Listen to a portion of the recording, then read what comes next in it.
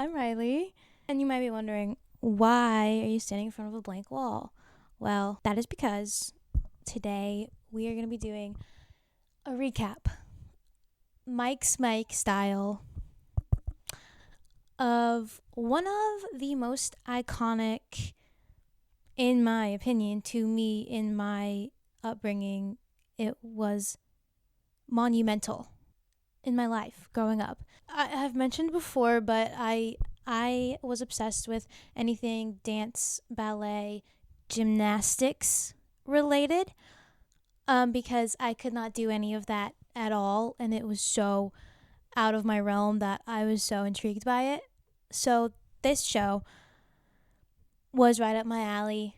It had the drama, it had the gymnastics, it had the cute boys. Like, I was all for it. It was on ABC Family, which I was allowed to watch, and by allowed to watch, I mean pirate on illegal websites, probably, because where else were you going to watch teen dramas in the mid 2010s?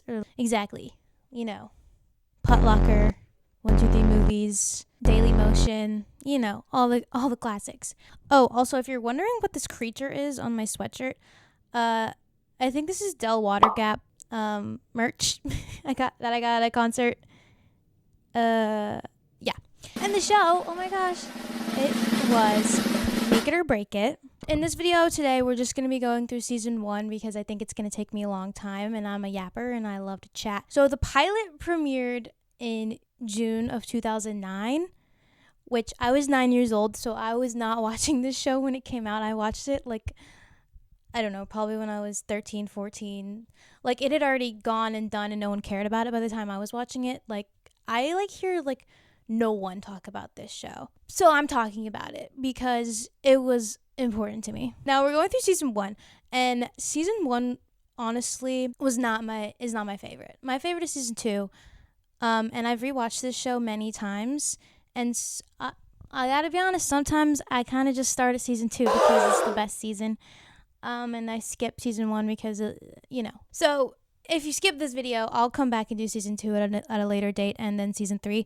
But for now, let's start with season 1. So let's set the scene. We are in Boulder, Colorado. Okay? Beautiful mountains, lakes, and yeah, you guessed it, The Rock. A world-class gymnastics gym. Yes, gymnastics gym. So the pilot starts, with all the girls showing up to The Rock, which is what they call their gym. Oh, I think it's like Rocky Mountain Gymnastics something. I don't know. But, the girls are rolling up in their expensive-ass cars. Let It Rock by Kevin Rudolph is playing in the background. If you don't know that song, learn it.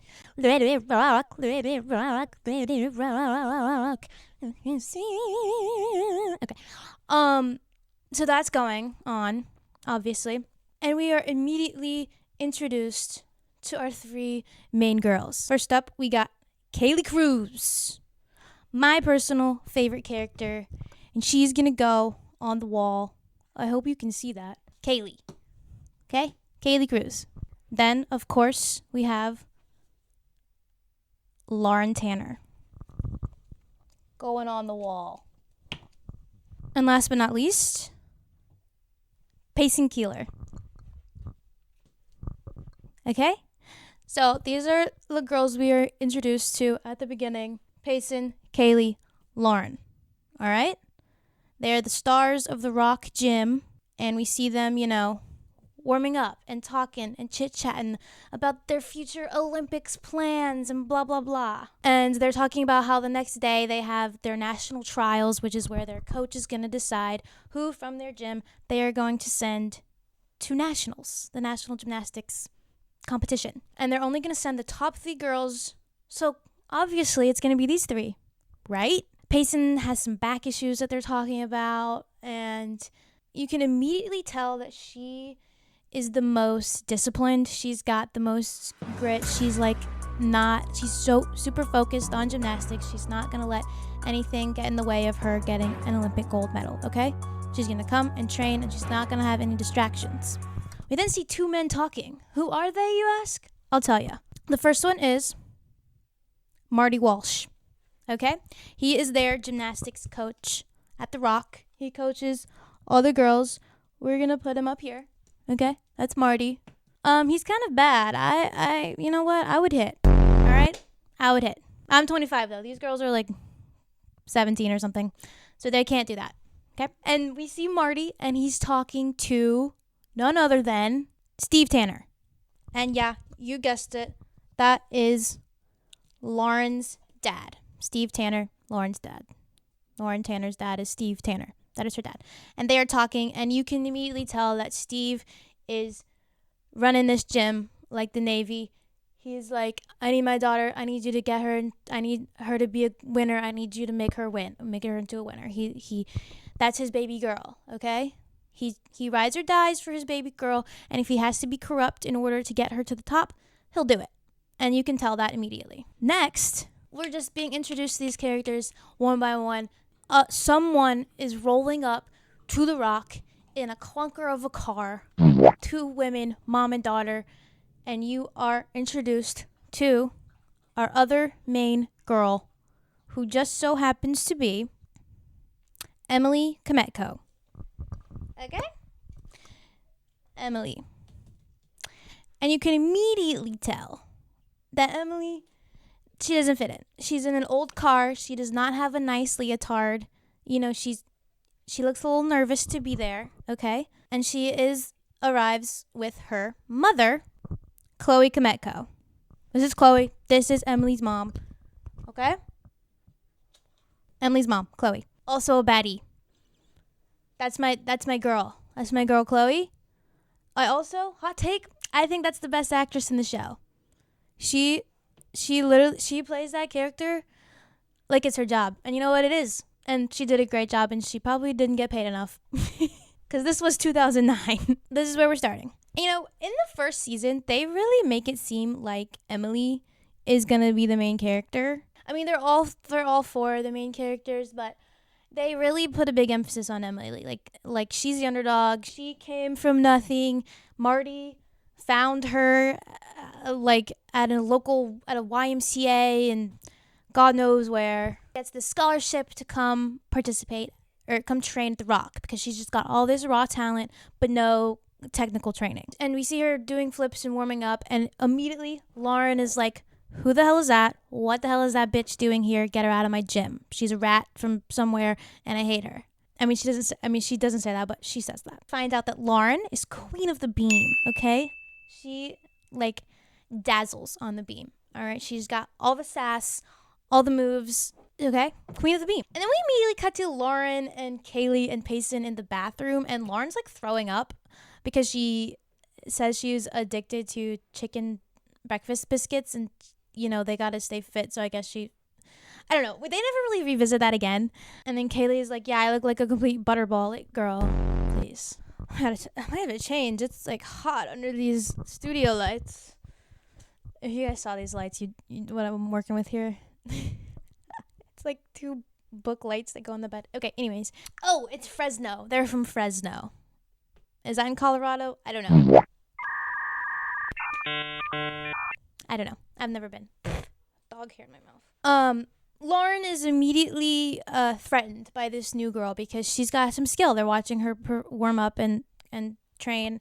And Lauren's like, girls, we cannot let this new girl take one of our spots at Nationals. Let's ice her out.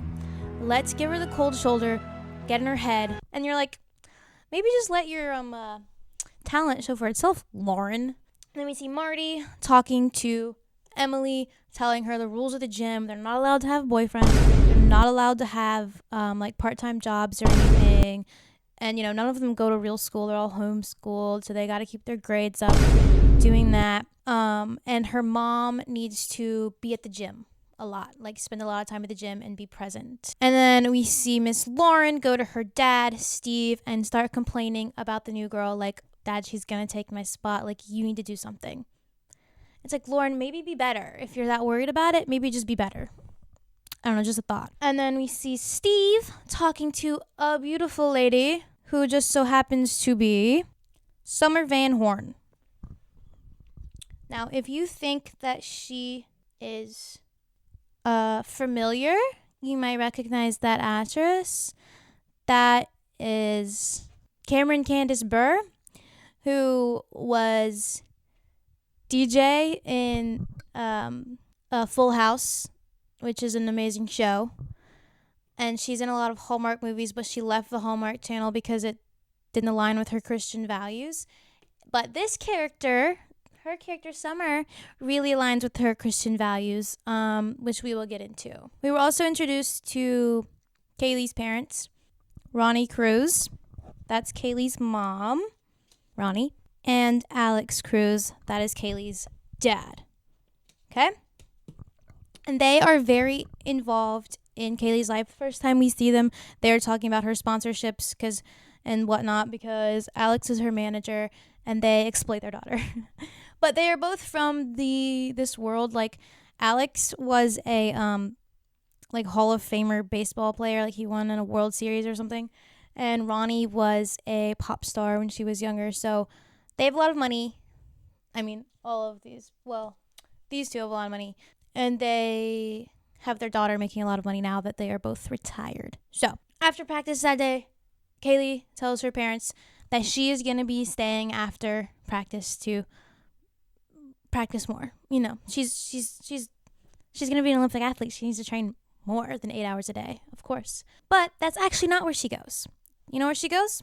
To make out with her boyfriend, who is Carter Anderson. Could he be any more 2009 hot? No, I don't think he could. Their curly hair, So that's Carter. That's Kaylie's boyfriend. And remember, earlier, when Marty was telling Emily the rules, what was one of the rules? Say it with me. No boyfriends.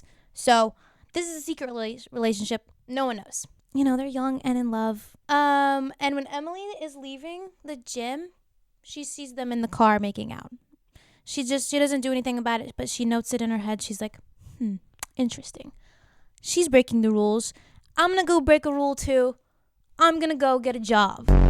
Emily, as we mentioned, her family kind of comes from humbler beginnings, okay? She's on scholarship. Her mom, as of the move, does not have a job. She has a sibling who is special needs. He's in a wheelchair.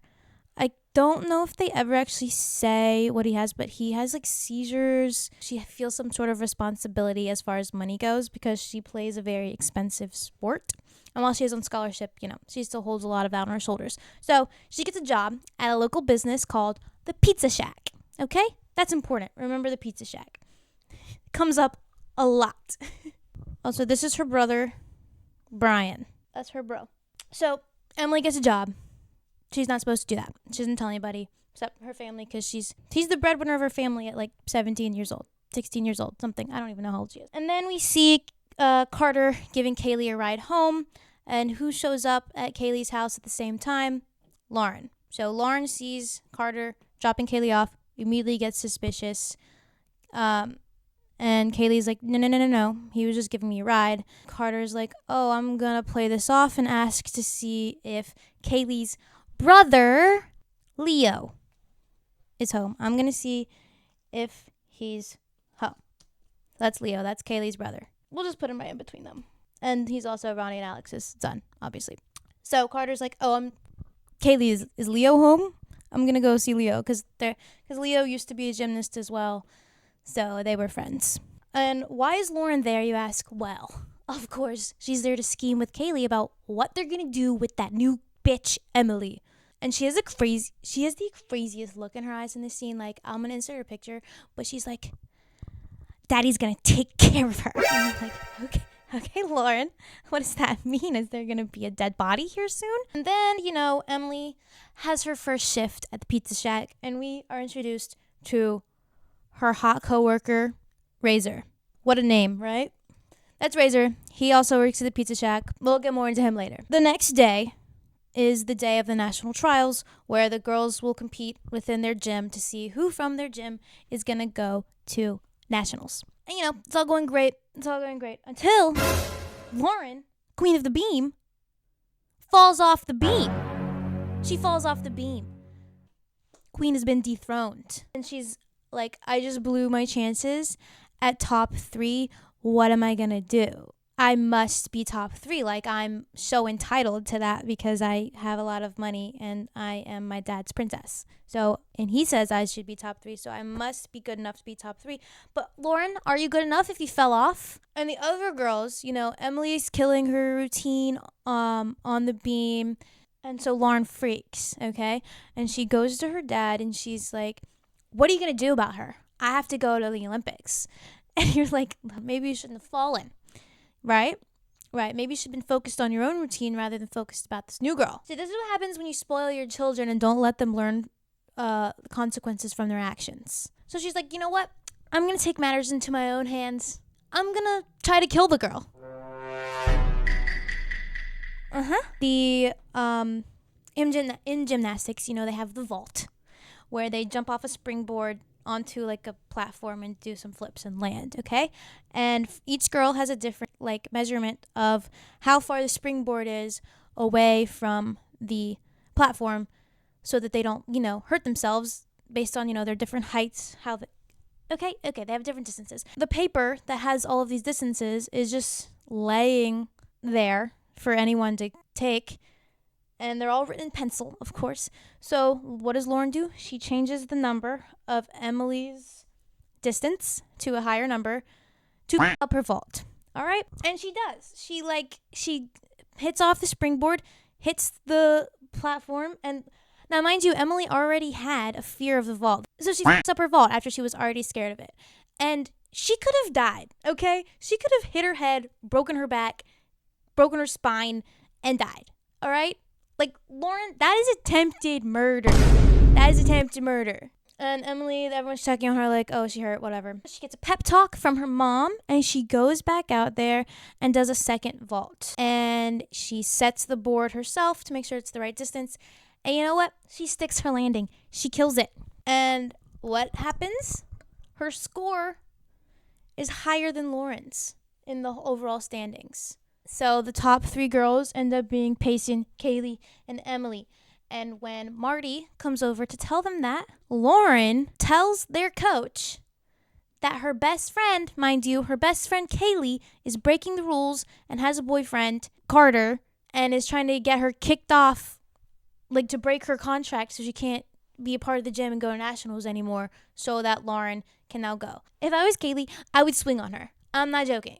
Like, what do you mean you're ratting me out, your best friend, since we were like 8 years old? Right. But you know what happens? Emily steps in and Kaylie's like, no, I don't have a boyfriend. And Lauren's like, okay, well then why was he driving you home yesterday? Why were you with him? And Kaylie's like, I wasn't. And Emily's like, yeah, she was with me doing homeschool stuff, giving me her tests. That's a better friend to her, someone she just met who has been kind of icing her out and giving her the cold shoulder, treating her better than her best friend for most of her life. Marty's like, Lauren, you shouldn't lie. And they leave it at that. Until the next scene, they cut to Steve Tanner, Daddy Dearest, coming into Marty's office saying, hey, I hired a PI to look into Emily, the new girl, because I think it's weird that she came in like this and took Lauren's spot. And I wanted to get some dirt on her. But you know who he found dirt on?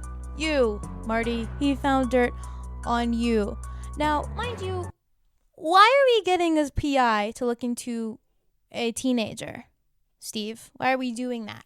So Steve shows Marty some pictures that his PI took of something that Marty was getting up to and blackmails him and says, you're going to go coach at the Denver gym and you're going to take Lauren and the 4 through 7 of the gym ranked girls with you to Denver because I need Lauren to be number 1. And if he leaves these 3 out, she'll be number 1. Huh? And then they show up at the gym the next day. All the parents are freaking out, rightfully upset. Payson here flips her lid because she's like, what did I work my whole life for if my coach is going to leave me right before nationals? And you know what? She's right. Like, what? Okay, we've zoomed in some. If that's better. I don't know. We'll see. And Lauren is leaving the gym and she leaves some sassy remarks to everybody, which she's really good at. Okay, that's the pilot episode. And that took 35 minutes for me to do all that. Okay. So, next episode, they're all reeling from this change. Their coach and Lauren leaving the gym. Kaylie and Payson decide to go to Denver to talk to Marty. And Emily decides to go with them because she needs Marty to sign some forms for her scholarship stuff.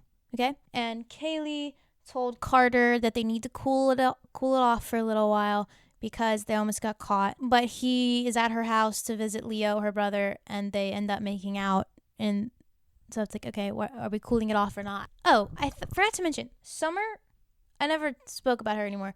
She is her dad's assistant. But we see in the pilot that she is actually dating Steve. And Lauren doesn't know. Until in episode 2, when she walks in on her dad and Summer kissing. And they tell her that they've been dating for 6 months. And Lauren is not happy about this. She is like, you're taking my father from me. I am the only important thing in his life. You're taking him away from me. Because, she's spoiled. She needs all of her dad's attention because she can't get it anywhere else. I'm sorry, that was rude. But if I was a psychologist, I would have a field day with this show. So the Rock parents have a big parents meeting at the Cruz's house to decide what they're going to do, how they're going to get a new coach, blah, blah, blah. And I'm sure we might have been introduced to them in episode 1, but I can't remember. But Payson's parents are there, and that would be Kim Keeler, Payson's mom, and then Mark Keeler, Payson's dad. Okay? Those are her parents. She also has a sister named Becca, but I did not print her out because she's like hardly in the show. Although she is a big character in the second. I mean, not a big character, but she's in the second episode a lot because she goes with them to Denver. Anyways, so Payson, Kaylie, Emily, and Becca sneak out of this parents' meeting. So they're like, oh, we're going to go to a movie or something. And they go to Denver. They go in Kaylie's car. She drives. And they're talking about Carter in the car. And Payson's like, I can't believe she accused you of dating him. And Kaylie's like, yeah, me there. Meanwhile, Alex Cruz is leading this meeting like a dictator. And Kim Keeler's like, hold on, back it up, Alex. Who put you in charge? She's like, our daughter's the best in the gym. So just because we don't have as much money as you, you're not going to walk all over us. And you know what? I love Kim Keeler. She is a really good mom. I love her. So the 3 girls show up at Marty's gym. They talk shit to Lauren. Payson confronts Marty. She's like, how could you leave me right before nationals? Why are you doing this to me? And Marty lies to her and says he left because it was a better decision for him professionally, and saying that the girls at Denver are better than the Rock girls. And he's clearly saying this to light a fire under Payson and be like, try to prove him wrong, which works. She's like, I'm going to kick these girls' asses, actually, and you're stupid. They get Marty to sign Emily's papers, and they leave. Cut back to the parents' meeting. Emily's mom, Chloe. Y'all, she's a hoot and a holler, okay? She's like, she sees Ronnie's like platinum records on the wall and is like, how do you have this? And then starts singing the songs to her face, and she's like, I made it. And she's like, what? And then there's just comedy gold. And then the girls are driving home and they stop for gas. Let me tell you guys, this scene at the gas station, it's like, it deserves an Oscar. I'm gonna be honest, an Oscar, a Tony, every award possible, an Emmy. It reminds me of the baseball scene in Twilight. I don't know why, but the vibes. Let me set this scene. You're at a gas station, okay? There's 4 girls. 2 of you go inside to use the bathroom. The other 2 start pumping gas. And they show some really sketchy looking, they're supposed to be sketchy looking men who are like eyeing the girls up, and they have like paper bag wrapped like liquor bottles in their hands, and they're like, hey, pretty princess is in the pretty car with the sexy body. And you're like, huh? Who? What? My boss. Like, who wrote this character? But don't worry, because Payson and Emily are here, and they're gonna do some cartwheels and handsprings at you until you get scared. Which they do. It's so funny. And the men, they just stand there like, So good. It's so good. And the guy who does the most talking, he's like, yo, that was some superhero shit. And it's like, oh God. So the girls show back up at the house. And then Leo gives Emily a ride home, and they like click. They're talking, and they have some chemistry there. And then we see Ronnie Cruz, Kaylie's mom, wife of Alex, show up in her G-Wagon at some random house at night, knocking on the door. Who opens the door? Marty, Kaylee's coach. And you're like, why is Ronnie at Marty's house? That's so funny. And then Ronnie goes on to say, hey, so actually our fling is over. We're done. But I want to thank you for not letting Steve Tanner expose us. That was really great. So they're having an affair, okay? Or they were. And Ronnie's trying to end it. And Marty's like, yeah, I wanted to protect you and Kaylee. Like, I didn't want Steve to ruin y'all's lives. And Ronnie's like, look, I don't want you to be under Steve's thumb. I'll handle my stuff, okay? So if, don't worry about it. And then they start making out. Heavily making out. Some heavy petting goes down. And who drives by at that exact moment? Oh, just Chloe Kometko in her clunker. And mind you, it is like pitch black. I'm not pitch black because they have lighting for the set. But if this were real life, there is not any way that Chloe would be able to tell who that is, because she's like driving really slow down the road and just so happens to like slow down and look at this house and see them in his doorway kissing. Huh? No, that wouldn't happen. But she sees it and she's like, oh. And to end the show, they show Lauren in her bed or something looking at a picture of her and Carter on her laptop, and you're like, that's creepy. And then they show Steve answering a phone call from Marty, and Marty's like, I'm not going to be your little bitch anymore. You can do whatever you want. And Steve's like, what are you saying, Marty? I'm going to ruin you. I'm going to ruin this sport from you. And Marty's like, you already did. So that's episode 2. Moving now into episode 3. We still see Alex. He is running this gym in the absence of a coach because, he's a former athlete and he likes to be a micromanager and butt into his child's life. They have no real coach yet. And then they show Steve showing up at some random house in the woods, and you're like, what is this man doing now? Because he realizes he can't control Marty. So what does he do? He's trying to find a new coach for the girls back at home, and hopefully they will take him and Lauren and the new coach back if he can bring a new coach. And in that moment, we are introduced to my king, my man, Sasha Belov. Okay? Daddy. Sorry. And then so Steve is talking to Sasha, and he's like, you've been ignoring my calls. Why are you doing that? I want you to coach some girls. And Sasha's like, okay, I would have coached them if you hadn't ruined it and taken your daughter Lauren away. I don't know how he knows where he lives because he's been living off grid for 5 years since he left coaching like 5 years ago or something. And he's like, yeah, I don't pay attention to gymnastics anymore, blah, blah, blah. Like, and so Steve's like in the process of leaving, and Sasha's like, tell your daughter Lauren that she's piking on her layout or whatever. And Steve's like, I thought you didn't pay attention to gymnastics anymore. But he somehow ends up convincing him, and Steve shows back up at the Rock with Sasha and Lauren and is like, I found us a new coach. And everyone's like, you stole our old coach. What are you talking about? And then all the parents are fighting, and Sasha's like, this, y'all are annoying as hell. And the girls run after him and are like, no, like, we need a coach, please stay. And he's like, well, if you can keep your parents from acting like children, maybe I'll think about it. And Lauren and the girls are still mad at Lauren, and she's like trying to act like she's friends with the other girls in the gym, and they're just not buying it. But it is Lauren's birthday. And then so they all go to the Spruce Juice, which is their local smoothie place, after practice, and they're all talking, and these three, Payson, Kaylie, and Emily, and Lauren is also there with 2 other girls from the gym. But they're sitting at different tables because they're fighting. And the girls get invited to a keg party by some guys, and they give them a flyer or whatever. And Kaylie's like, I want to go. I want to go to this keg party. I want to be a normal teenager for once. And she somehow convinces the disciplined Payson to go. And she also convinces Emily to go. And then we show Kaylie getting ready for the party, talking to Leo, her brother.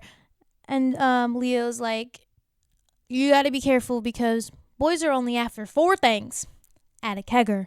Brew and booty, and then even more booty and even more brew. And it's like, okay, Leo. And she actually lies to Carter about the party, doesn't tell him that she's going, and she's like, I just need a night off, no stress.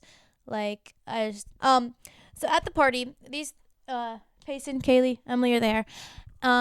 These girls are like baby deer, freshly walking for the first time after being born.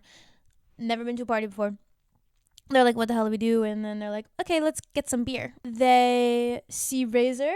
He's at the party and is talking to Emily, and he very clearly has a little crush on Emily. Emily seems to not be feeling it so much, but meanwhile, Lauren is at her annual birthday dinner with her dad at their favorite restaurant. But who does her dad invite?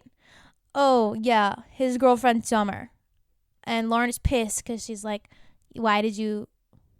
And you did it at my birthday dinner. Exactly. Because she doesn't want her dad's girlfriend at her birthday dinner. It should be all about her. It's her birthday. And she's like, I should not feel like a third wheel at my own birthday. And she leaves the birthday dinner and she calls Summer a gold digger. And, you know, it's a lot. It's a lot of drama. It's awesome. So back to the party. Kaylie here, drunk as f*** from like 2 beers.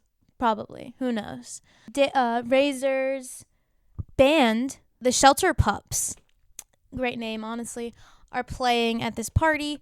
He is the lead singer, and he might play guitar too. I'm not actually sure. And we are introduced to Razor's bandmate, Damon Young. Okay? That is Razor's bandmate, Damon. And he like shouts out Emily on stage because he knows that Razor has a crush on her. Then we see Kaylie doing a keg stand because she's a gymnast. Why wouldn't she do a keg stand? That is like classic gymnast at a party for sure. And who shows up and sees her doing a keg stand with a whole bunch of guys around her? Oh, you know, just Carter, her boyfriend, who she lied to about going to a party. And they have a huge fight. And he tells her, fine, take all the space you need. Let's just cool it for a while. And Leo shows up and gives Kaylie, Payson, and Emily a ride home. And we see Razor talking to Damon. Razor telling Damon that Emily is off limits to him because he mentioned how hot she was. And Razor was like, no. She's mine, actually. I called dibs. I saw her first. As if women are something to be possessed. And then Lauren left her birthday dinner, came straight to that party, you know. And she runs into Carter.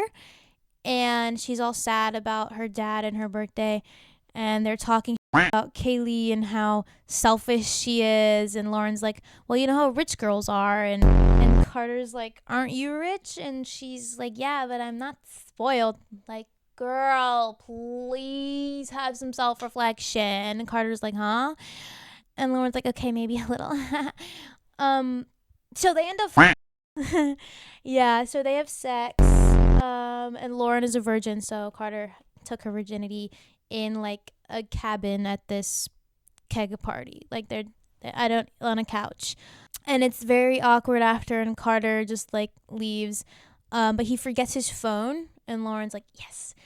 She finds his phone and she's like, jackpot. And she sees that he got a text from Kaylie who's like, sorry that we fought. I love you. And she gets really upset because, I mean, she just betrayed her best friend and also lost her virginity to a guy who doesn't care about her. That is episode 3. Next we have episode 4. Kaylie is obsessively checking her phone to see if Carter texted her, which he did not because he doesn't have his phone, obviously. Payson, Kaylie, Lauren, and Emily get called into the Rock by Sasha. Just those 4 on like a Sunday or something, which is usually their day off, I think. And he goes off on them because he somehow found out that they went to this party and drank and whatnot, which is definitely not in their rules. And he makes them do some crazy conditioning as punishment. And Emily is supposed to be working at the pizza shack that day, but she obviously can't go. So her mom goes and works in her stead so she won't lose her job. And Damon is there filling in for Razor because he had to go fill in for some band on a tour or something. I don't know. I can't remember where he went, actually, and it doesn't matter. And Carter shows up at Kaylie's house, which, I mean, she's not there, because he plans to tell her about him and Lauren, to get off his chest, tell her the truth, be honest. And he tells Leo instead, because Kaylie's not there and he needs to get some advice, you know? And Leo's like, don't tell her, actually. Which, bro, that's your sister. You're supposed to have her back, bro. Because he's like, she's going to be devastated and it'd be bad because you guys still have to train together at the Rock. And he's like, well, Lauren might tell her if they're together all day at the Rock. So I need to go to the Rock and like talk to her before Lauren does. And Lauren and Kaylie are bickering at practice because they're still kind of fighting. And Lauren brings up the fact that Kaylie still never admitted that she was dating Carter because she's trying to use that as an excuse for sleeping with him when she clearly knew they were together, but that Kaylie lied about it so she could use that as defense. Like, well, you said you weren't dating, if she ever does find out, you know what I'm saying? So Steve Tanner shows up at the Rock and is swinging his dick around at Sasha to try and make him the manager of the Rock again, since, you know, he lost that position when he left. The manager of the Rock board, parents board or something, I don't know. And then Carter also shows up at the Rock to talk to Kaylie. He tries to get in, but Sasha stops him. And so he calls Leo and asks him for the keys because his dad I don't know, for some reason he has keys to the Rock. But also, I don't know if the doors were, I don't know, that makes no sense to me, honestly. Sasha has the girls, he clearly sees some tension, so he's like, you guys need to work this out. You guys need to write everything down that you're feeling about each other. If you have any resentments towards each other, I want you to write them on this piece of paper, and we're gonna burn them and start with a clean slate. But before he burns them, what does he do? He reads them out loud. Payson resents that she's the only one there who cares and works hard as she does, that no one works as hard as she does, and that Sasha doesn't see that she's the best. That's really funny. She's like, come on, you can come up with something better with that.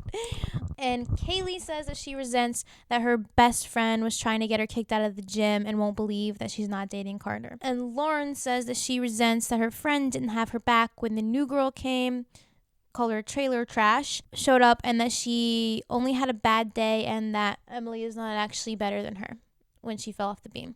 Like, okay, girl. Emily says that she resents that no one at the Rock has made her feel welcome, which is valid. He then has them stay and clean all the mats, and Emily's like, I gotta go to work. So they all start bickering, and Emily's like, you guys are so privileged that these are your only problems. Like, I have to put food on my family's table because my mom's a deadbeat. I didn't say that. She doesn't say that either, but like, she kind of feels that way. She's like, I have bills and mortgages to worry about. You guys are worried about your damn boyfriend. Anyways, the girls come up with a plan to get Emily out of the gym so that she can go to work. Then we have another dad, Alex Cruz, calling Sasha to try to get put as the manager of the Rock as well. And Sasha, to both of them, he kind of says the same thing. He's like, I'll let you guys know. Let me sleep on it and I'll come up with a decision. And Sasha, so he lives in an RV at the Rock, like in the parking lot. That's where he sleeps. And Mommy Kim, shows up to pick up Payson, and she runs into Sasha in his RV. And he's like, well, actually, they have to clean the stuff. But I do want to ask you something. Do you want to be the manager of the gym? And Kim's like, oh, can I sleep on it? And says the same thing to him that he was telling the other people. He wants someone who actually cares about their children and like cares about family. He wants those family values at the Rock to be a priority, and that is Kim to a T. So that is why he asked her instead of these two sharks. And then Lauren tells the girls that she lost her virginity at the party last night, and they're like, what? With who? And she's like, just some handsome guy.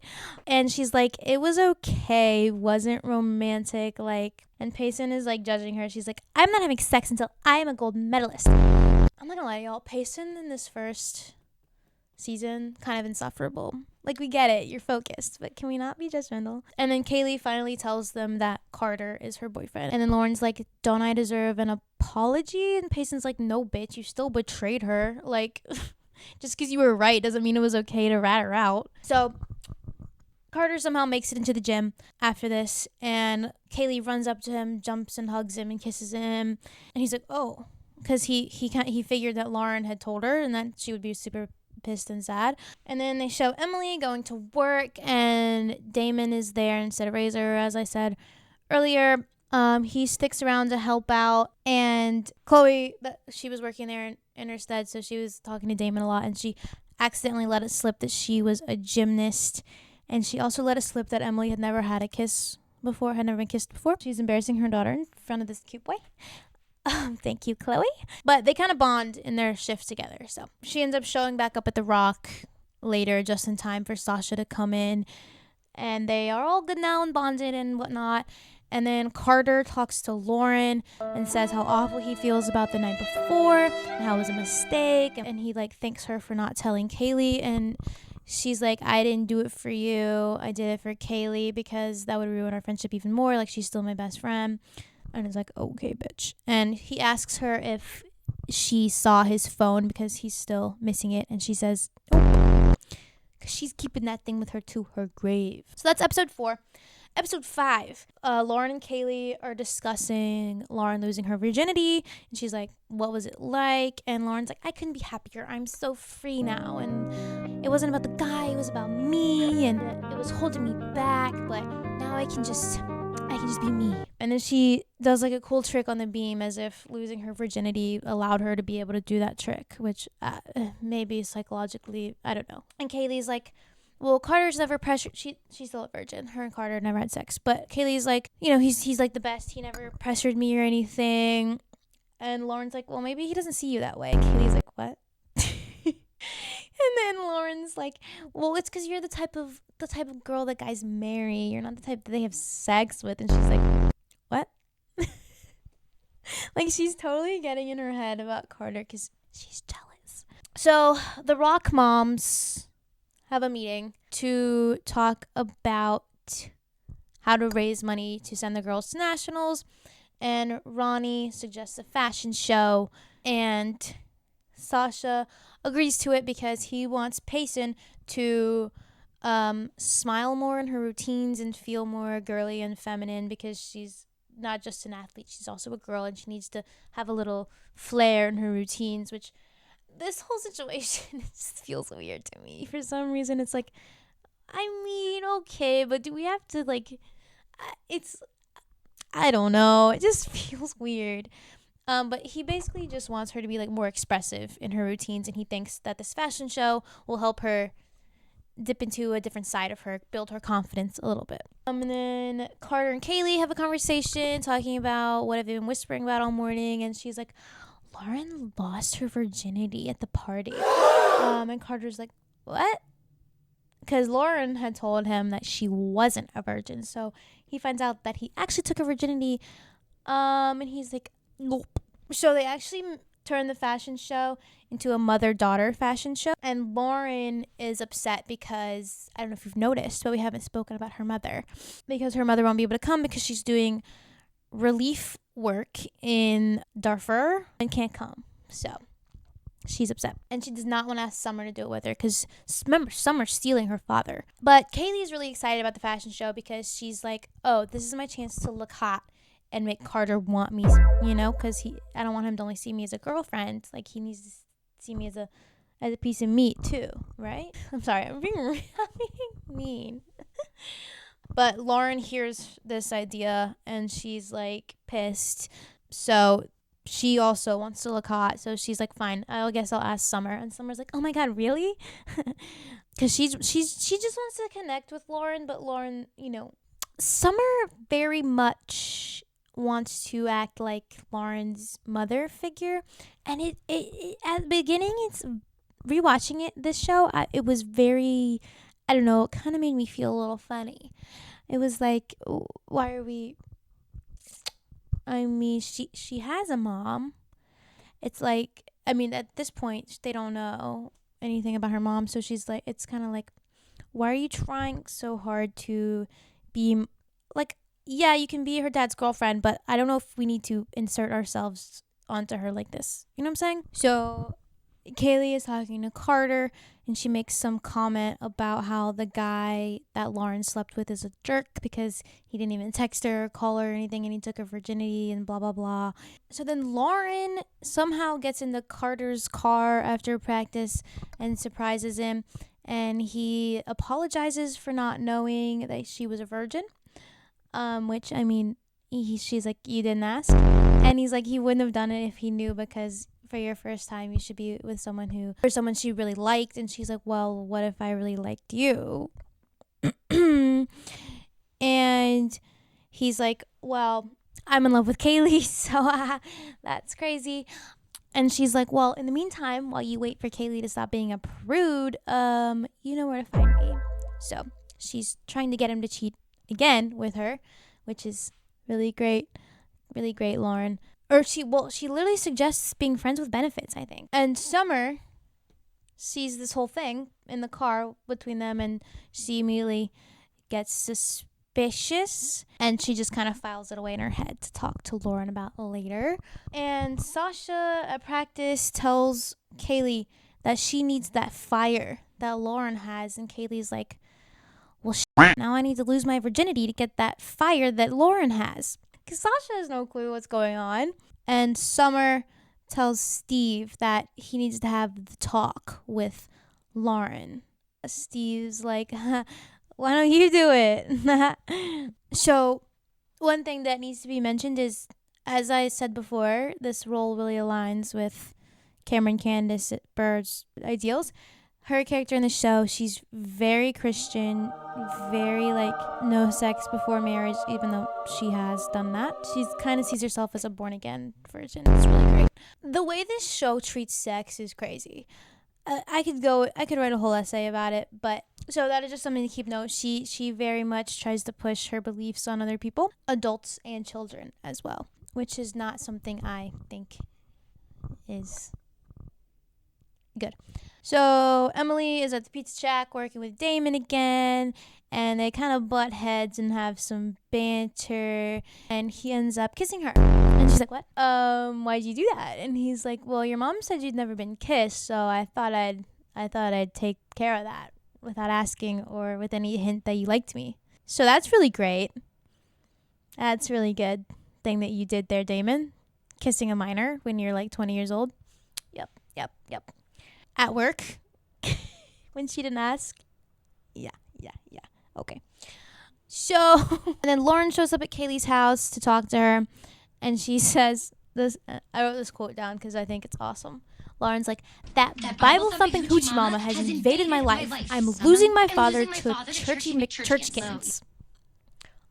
Awesome. The writers ate with that line. Oh, so good. So good. Lauren's one-liners, they're very good. Like, she really eats. And then Kaylie tells Lauren that she's ready to have sex with Carter. And Lauren's like, oh no, are you sure about that? And then they show the girls and their moms picking out their outfits for the fashion show. And Summer's trying to connect with Lauren. And she's like, oh, well, this is really cute. Why don't we get it? And Lauren's like, no, Summer, we need to look hot. And Summer's like, or being conservative is just as hot, Lauren.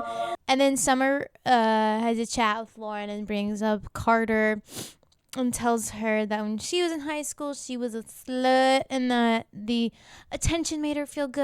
And until one guy she actually liked referred to her as one dirty Summer, the class slut. And this scene, I just cannot take it seriously. Summer, oh my God. I thought she was supposed to be a good actress.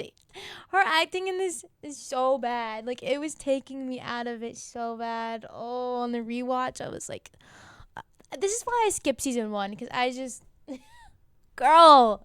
Summer's like, I gave away my self-respect, and that's something I'll never get back.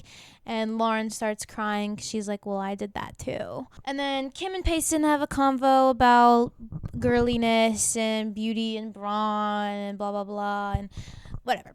It's not important. And Kaylie's upset that the show is mother-daughter, but her mom is just so wrapped up in the show that she might as well be invisible, and Ronnie overhears that and her face just falls.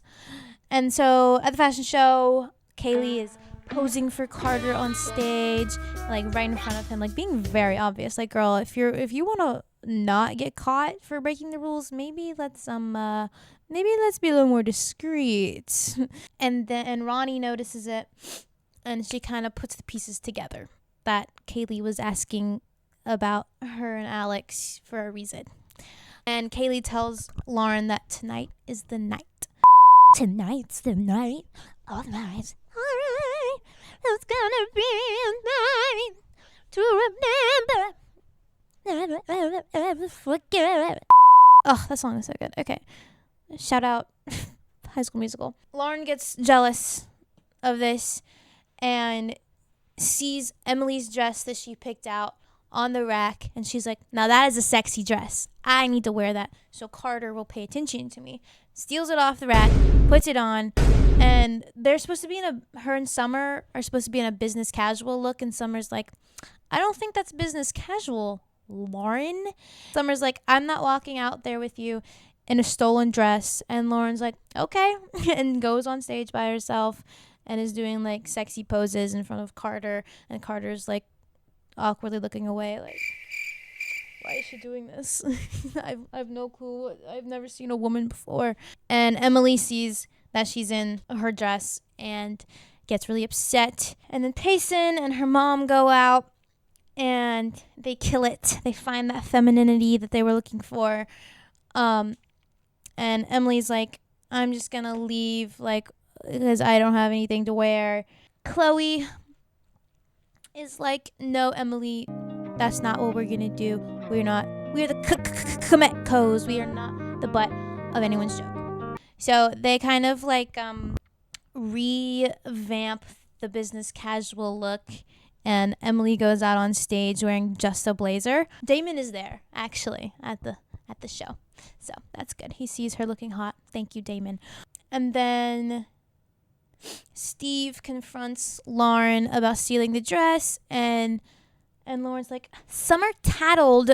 And we find out that Lauren's mother is not who they've been saying. She is not a relief worker in defer. She's actually an addict who left Lauren when she was young and who supposedly does not care about Lauren. And then Lauren, in classic Lauren fashion, is trying to sabotage Kaylie and Kaylie's plans for her and Carter that night, and tells Ronnie that Carter is going to be sneaking into Kaylie's room tonight, and she better do something about it or else Kaylie's going to lose her virginity. So Kaylie's getting the room all ready that night. She has candles everywhere, and she's wearing some like cute little PJs. And her mom comes in to talk to her while Carter is hiding in the closet. They have like a heart-to-heart and whatnot, and she's like, and she talks to her about love, and she's like, if it's real love, it'll wait, but your gymnastics career is not gonna wait. So Carter comes out of the closet, and says, you know, she's right, like, we should just wait until after nationals. And that is the end of episode 5. Moving into episode 6, Lauren, Queen of the Beam, has a new DOD, degree of difficulty, on the beam, just as high as Payson's, who is supposed to be the best. And Marty shows back up at the Rock, and because they're going to be having an invitational with his Denver girls to compete against the Rock girls, which means a new character has been unlocked. Kelly Parker. We're just gonna put her over here. Kelly Parker. So Kelly is a gymnast. She is the reigning national champ, and she trains at the Denver gym with Marty. And Kaylie and Lauren are talking about Carter again, and Lauren's like, well, if he's not getting sex from you, he's probably getting it from somewhere else. Like, girl, could you be more obvious? And Kaylie's like, what the why would you say that? Like, he loves me and he would never cheat on me. I'm glad you trust him, girl, but it was misplaced here. And if he did, he knows that would be the end for us. That's what she says. So Lauren's like, oh, really? Interesting. And then she has a conversation with Carter later, and she was like, "You wouldn't cheat on me, right?" To have sex. And he's like, "You're the only girl I'd have sex with, and I don't need to get it anywhere else, babe." Okay. Let's try not to lie. How about new challenge? New challenge, no lying. How about that? And then Sasha sees them talking real close in the gym and gets a little suspicious. So something to keep in mind. And Lauren is still upset about her dad in summer. And he's like, "You can't be 100% committed to me going to the Olympics if you have a girlfriend. That's just not how it works, Dad. You have to put 100% of your attention on me at all times." Imagine if she had a sibling. Oh my God. That sibling would have the worst life ever. Oh my God. She would probably kill it in the womb. Like, I'm not kidding. Anyways, and she makes him promise that he's not going to marry Summer. Okay? And mind you, they've only been dating 6 months, so I don't know why she's worried about that right now. Foreshadowing. Payson does a vault and starts rubbing her back as if it hurts, which is just something to take note of. And Sasha wants Emily to keep her routines pretty simple because she doesn't have all this formal training that the other girls have, so they don't want to risk her trying a super complicated move and messing up. And Emily's like, "He's holding me back." And Lauren tells Carter, "Hey, I think you should break up with Kaylie, actually." And he's like, "What?" She says, like, "That way we'll never have to tell her that you cheated on her." And he says he's planning to tell Kaylie after nationals about the cheating. So we'll see if that's true, won't we? And Sasha tells Payson that she needs to sit out the Denver match because of her back. They don't want her to hurt it more and get worse before nationals, and an invitational meet is not that big of a deal.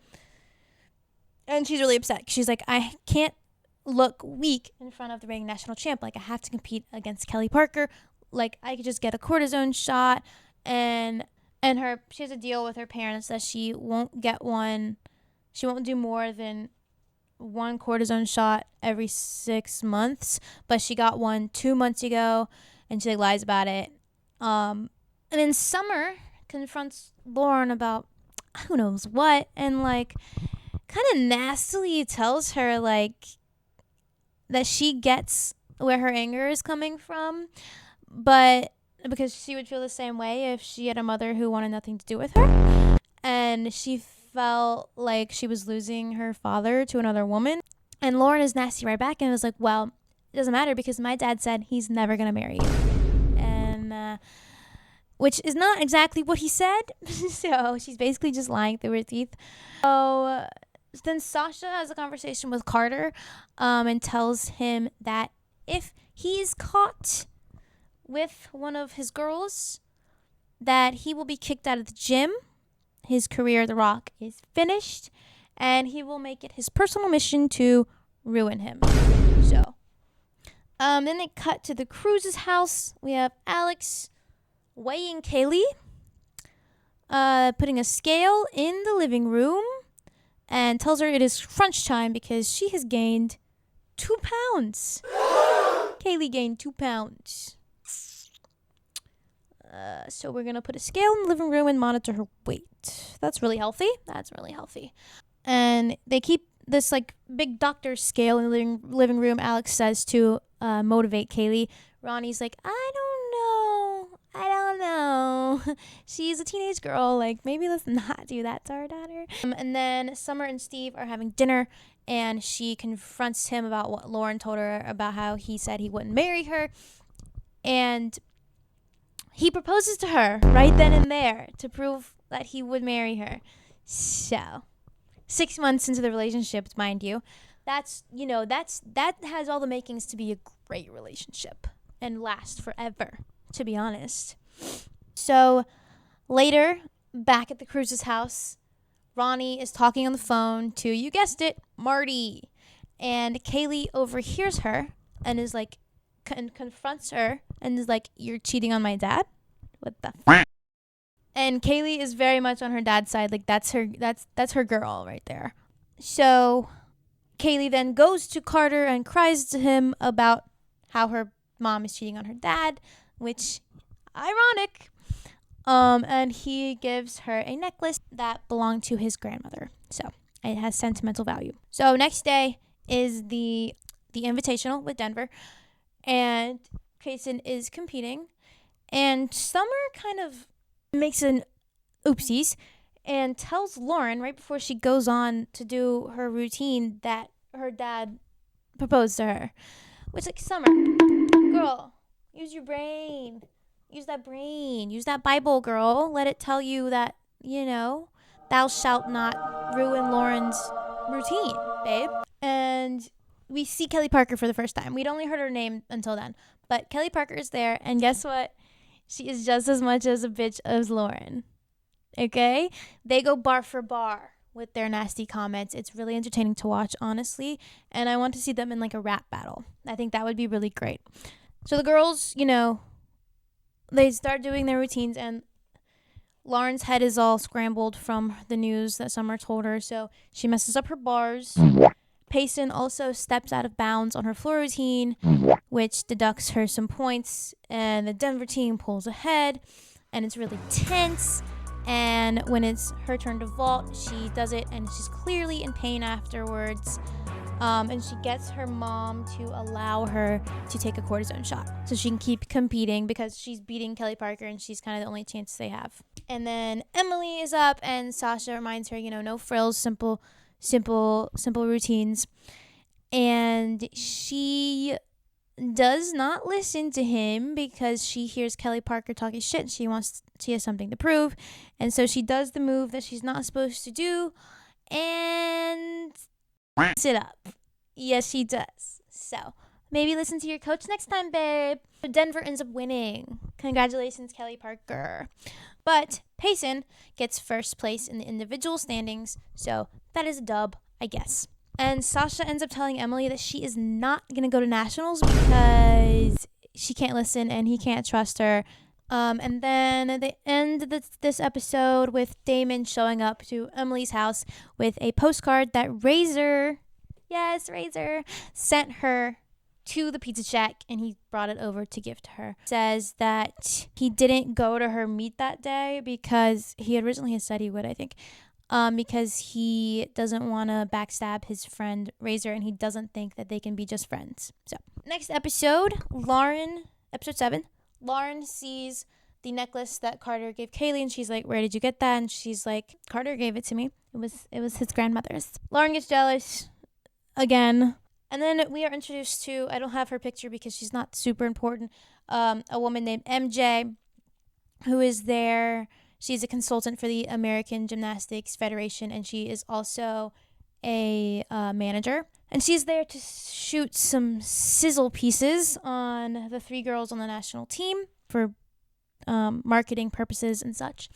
And Sasha tells Emily that there is no place there for her anymore and to not come back. So she goes to work at the Pizza Shack, and Damon gives her the idea that she should start training at night so she can get up to the level and do the trick that she messed up on and prove to Sasha that she belongs. The girls show up to visit her and check on her, and Payson sees her dad there, who is delivering beer to the Pizza Shack because he's a beer delivery man, truck driver guy, distribution center worker, delivery man, something. I'm not sure. And she's like, "Dad?" Because that is not the job she thought he had. And they cut to Mark and Kim and the family having a fight because Mark lost his job and lied to the family about it. Yeah, really good, Mark. Thank you for that. And then Kaylie's necklace goes missing. The one that Carter got her. I wonder who took that. Lauren, where is it, bitch? Kaylie's like, "I'm not going to tell Carter." And Lauren's like, "Well, it's just sad when a relationship has to be based on lies." It's like she's like trying to get under Kaylie's skin about it. And it's like, well, what are you trying to say, Lauren? You're the one lying. I mean, Carter's lying too, but then so Payson, because of her family money issues, dad job issues, she's like, "Well, I'm a good gymnast. Why don't I get some sort of sponsorship representation? Let me talk to this girl MJ, because she's a shark and she can get me some money. And she feels kind of at fault for this money issues that her parents are having, because she's the reason that they moved to Boulder and that her dad had to leave his old job. Also, Chloe, my queen, she comes up with a plan to seduce Sasha, to hopefully convince him to let Emily back into the gym. So thank you, Mom, for using your resources accordingly. So after training that day, Kaylie is crying in her car because she's missing this necklace, and Summer sees her crying about it and is like, oh, Kaylie, what's wrong? And so Kaylie tells her about the necklace that she's missing and explains what it looks like, and Summer's like, because she saw Lauren with that same necklace trying that on in her room the night before. And she's like, well, that sounds familiar. I'm sure you'll find it. And then we show the Keeler family, and Mark is telling them that he could get his old job in Minnesota back, so he's going to do that and just commute. And Payson's like, Dad, no, I'm not going to have you commuting to Minnesota for like weeks at a time when I could just make money from sponsorships, and tells them about MJ and her plans to do that. And her parents are iffy about it because if they take sponsorship money, Payson loses eligibility to have a college sports scholarship, like a gymnastics scholarship at a college someday, if she's interested in that. And then we have Summer confronting Lauren about the necklace. So Emily has been training at night, and she is trying to up her bars difficulty, and she comes to the rock the next day to show her new move, and she does it for Sasha, and Sasha's like, babe, that's great that you can do the move now, but you're missing the point. I told you not to do that, and you're still not listening to me as your coach. So no, you can't come back, actually. And you know what, I think that's fine. I think it's a lesson that she needs to learn, because she's been this free bird this whole time, and she needs to like get some focus. She needs Payson to teach her a few lessons. So later she shows up at Sasha's RV and is begging for a chance, and she's like, I'll do anything you ask, like no questions asked. And they have this whole moment in the gym where he tells her like fall off the beam and trust him to catch her, and she freaks out and says the only person she can trust is herself because her life is crazy and blah blah blah. And they have a moment, and she ends up letting him catch her. Great. Okay, so the Keelers decide not to do the sponsorship, and so Mark takes the job back in Minnesota, and he leaves her there, and they have an emotional goodbye. And then Lauren, oh my God, she miraculously finds the missing necklace and gives it back to Kaylie, says she found it in a mat in the gym or something, and Kaylee's like, oh my God, you're such a good friend. Okay, we'll remember you said that, Kaylie. Emily gets to go to nationals again, and they have a little moment, Damon and Emily, at Pizza Shack during their shift with the smelly, greasy pizza next to them. So that's episode 7. Moving on to episode 8. Kaylie is still venting to Carter about her cheating mom, which is so funny, because he like low-key tries to defend Ronnie, and he's like, people make mistakes though, right, babe? Yeah, they do, huh, Carter? And Emily gets a new floor routine, and she's supposed to stay late the whole week so she can learn the new floor routine, because Sasha wants to change her music. And Sasha notices that Payson's back is hurting again. We find out that it's a herniated disc is the injury that she had, and he has her sit out practice for a day. And she talks to this guy Nick at the gym, who I don't have a printout of because he's not that important. I love how I have a picture of Brian when he's like literally never there, but anyways, I kind of love Brian. So she talks to this guy Nick at the gym. Nicky? They call him Nicky, but I think his name is Nick. We'll call him Nicky. Who also has pain and stuff, and says his dad is an orthopedic surgeon, and he will get her some cortisone if she needs it, which is super legal. And Kaylie mentions to Lauren that if her dad found out about her and Carter, that it would be the end for them. They could not be together. And Lauren's like, your dad, you say? So Payson ends up asking Nikki to bring the cortisone to the Cruises Nationals send-off party. And he's like, okay, but I need $100 for it. It's got so much it's going to cost. So she asks her mom for $100 to buy a new dress for the send-off party. when she's actually just going to use the money for the cortisone. And she asks Kaylie to borrow a dress from her. And Kaylie's like, oh, I have the perfect one. It still has tags on it that my mom bought me that I've never worn. And Lauren decides to stay at the Cruz's house with Kaylie to focus before nationals. And mind you, she still has Carter's phone. So that's the thing. The Kmetko's are still struggling for money. So Chloe makes a mysterious phone call to try to get some money, which is actually to her ex-boyfriend. And Summer tells Lauren that she's actually going to break off the engagement with her dad because she doesn't for Lauren. She's trying to be a mother figure, and she wants to do the best thing for Lauren. And if it's really going to mess up her life that much, then she wants to do that for her. So whatever. So at the party, Carter and Kaylie are being quite lovey-dovey in front of Lauren, and she is very annoyed. And so she brings up her and Carter's truth or dare kiss from when they were 13. And Kaylie's like, oh yeah, you've had such a big crush on him. And Lauren's like, yeah, well, I guess that explains why you went after him. Because I liked him. And Kaylie's like, what? Girl, we were kids. I thought you were over that. And it gets very awkward for a second. And okay, Lauren's kind of dumb here because I don't know why she thinks forcing their breakup is gonna make Carter like her. Chloe tells Emily that she borrowed money from her ex-boyfriend, and Emily's pissed because she's like, we literally just got away from him. So remember, we said Lauren was plotting about exposing Carter and Kaylie to Kaylee's dad. Well, what does she do? She takes Carter's phone during the party, leaves it in the Alex's bathroom, and calls it when he goes up there to get something out of it, a gift for Kaylie, and calls it from Kaylee's phone. So the picture, her contact photo on his phone is of them kissing, and Alex sees that picture. Okay?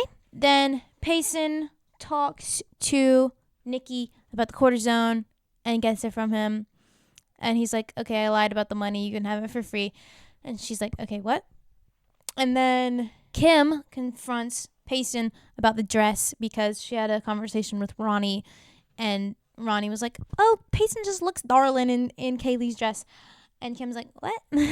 She said it was new and that she bought it and that it was on sale. Like, she really lied. She really lied. And Payson's like, I'm sorry, Mom, but I lied because I actually lost the money. So she just keeps digging herself a hole. And guess who shows up at the Cruises? None other than Damon Young, because he's delivering a pizza from the Pizza Shack because Ronnie ruined the food or something. I don't know. And Emily goes off on him. She's like, why are you stalking me? Like, you're obsessed with me. And he's like, I was delivering a pizza. And oh my God, what the hell's my hair doing? How long has it been like that? Okay. So when Alex sees the picture, he was getting Kaylie a present and coming down to make a speech and give her the gift. But instead, he comes down in a huff and goes off on everybody. Kaylie, Carter, Lauren, and then Lauren's in the back looking guilty, like, girl, please. And Carter tries to butt in and it does not. And well, he goes on and on. He's like, Alex, you don't even know your daughter. Like, what's her favorite song? Blah, blah, blah. And Alex punches him. Alex punches Carter. Which is kind of hot. And Lauren tries to catch Carter on his way out. And he puts the pieces together that she planned this. And she tells him she loves him. So that's great. And he's like, you disgust me, actually. So bye, sister.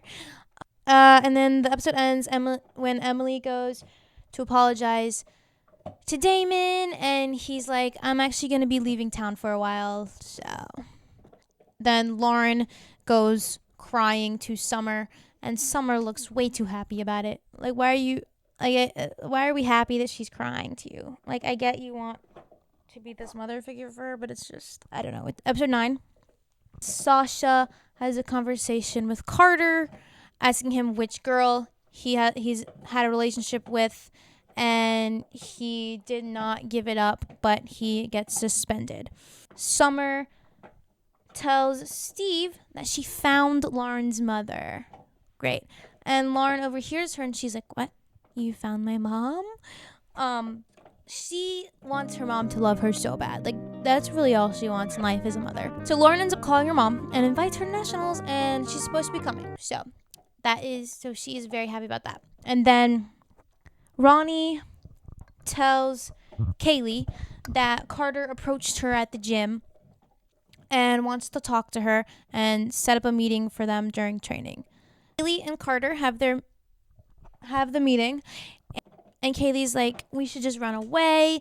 And Carter's like, "I gotta tell you something." And so he comes clean about cheating on her at the party, but he does not tell her who it's with. So Kaylie freaks out and runs down the street. It's really dramatic. It's really awesome. And then Emily comes home and sees that her mom and Joe hooked up and gets pissed. And they have a little blow up, and Emily's like, "Stop ruining my life." So classic teenage girl angst. Love it. They then show Lauren at the bus stop waiting for her mom to show up to go to nationals with her. But she never gets off the bus. ¿Dónde está mamacita? No sé. So that's awesome. And she's like devastated. The girls then meet up at Payson's house. These three, no Kaylie. And they are like, "Kaylie's missing. She's not here. Where did she go?" And Lauren's like, "Well, she left me a voicemail about where she went." And they figure out that she went to their old gymnastics camp to hide out because she was so upset about the cheating situation. They find her, and Kaylie tells them about Carter cheating, and they kind of put the pieces together, and Lauren has to come clean about cheating with Carter. Oh boy, is this a good moment? You know what I mean? Kaylie blows up on Lauren, and Lauren's like, "You kept saying you weren't together, and I'm your best friend." Girl, please. I told y'all she was going to use that. And have I seen this before? Yeah, but I was still right. And they stop Kaylie from storming off by throwing her keys into the little pond or whatever so they can fix their problems before they have to go be a team at nationals. And all the moms are together, and Summer tells them that she was the one that told Sasha about Carter because Kaylie wasn't the only one that Carter was with. And they're like, "Oh, that's awesome." And they're just cutting back and forth from these two groups of women.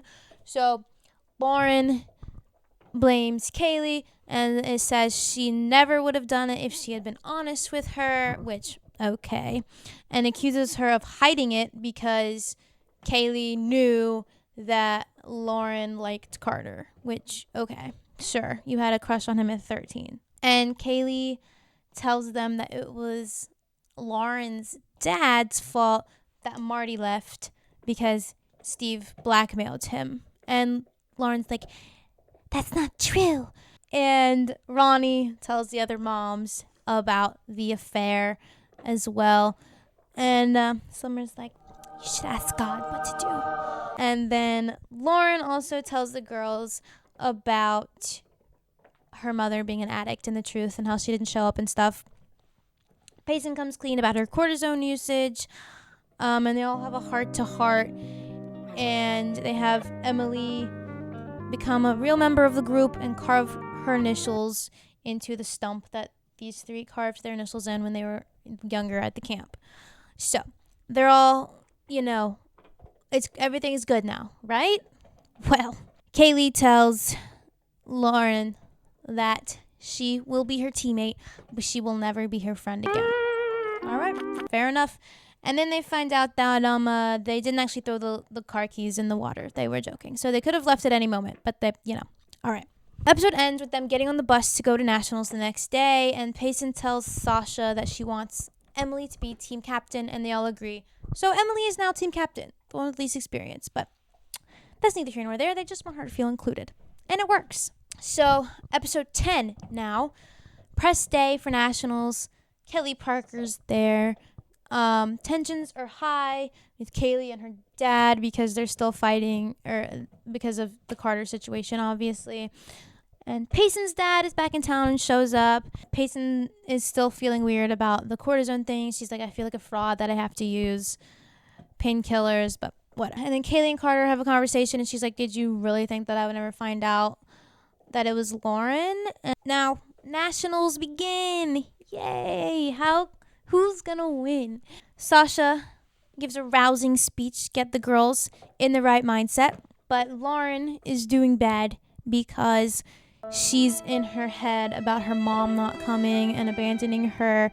So, she really needs to learn how to separate her emotions from her performance, because the same thing happened with the Summer and her dad thing. So, and then Emily is a little shaky in all her routines because it's her first real big meet.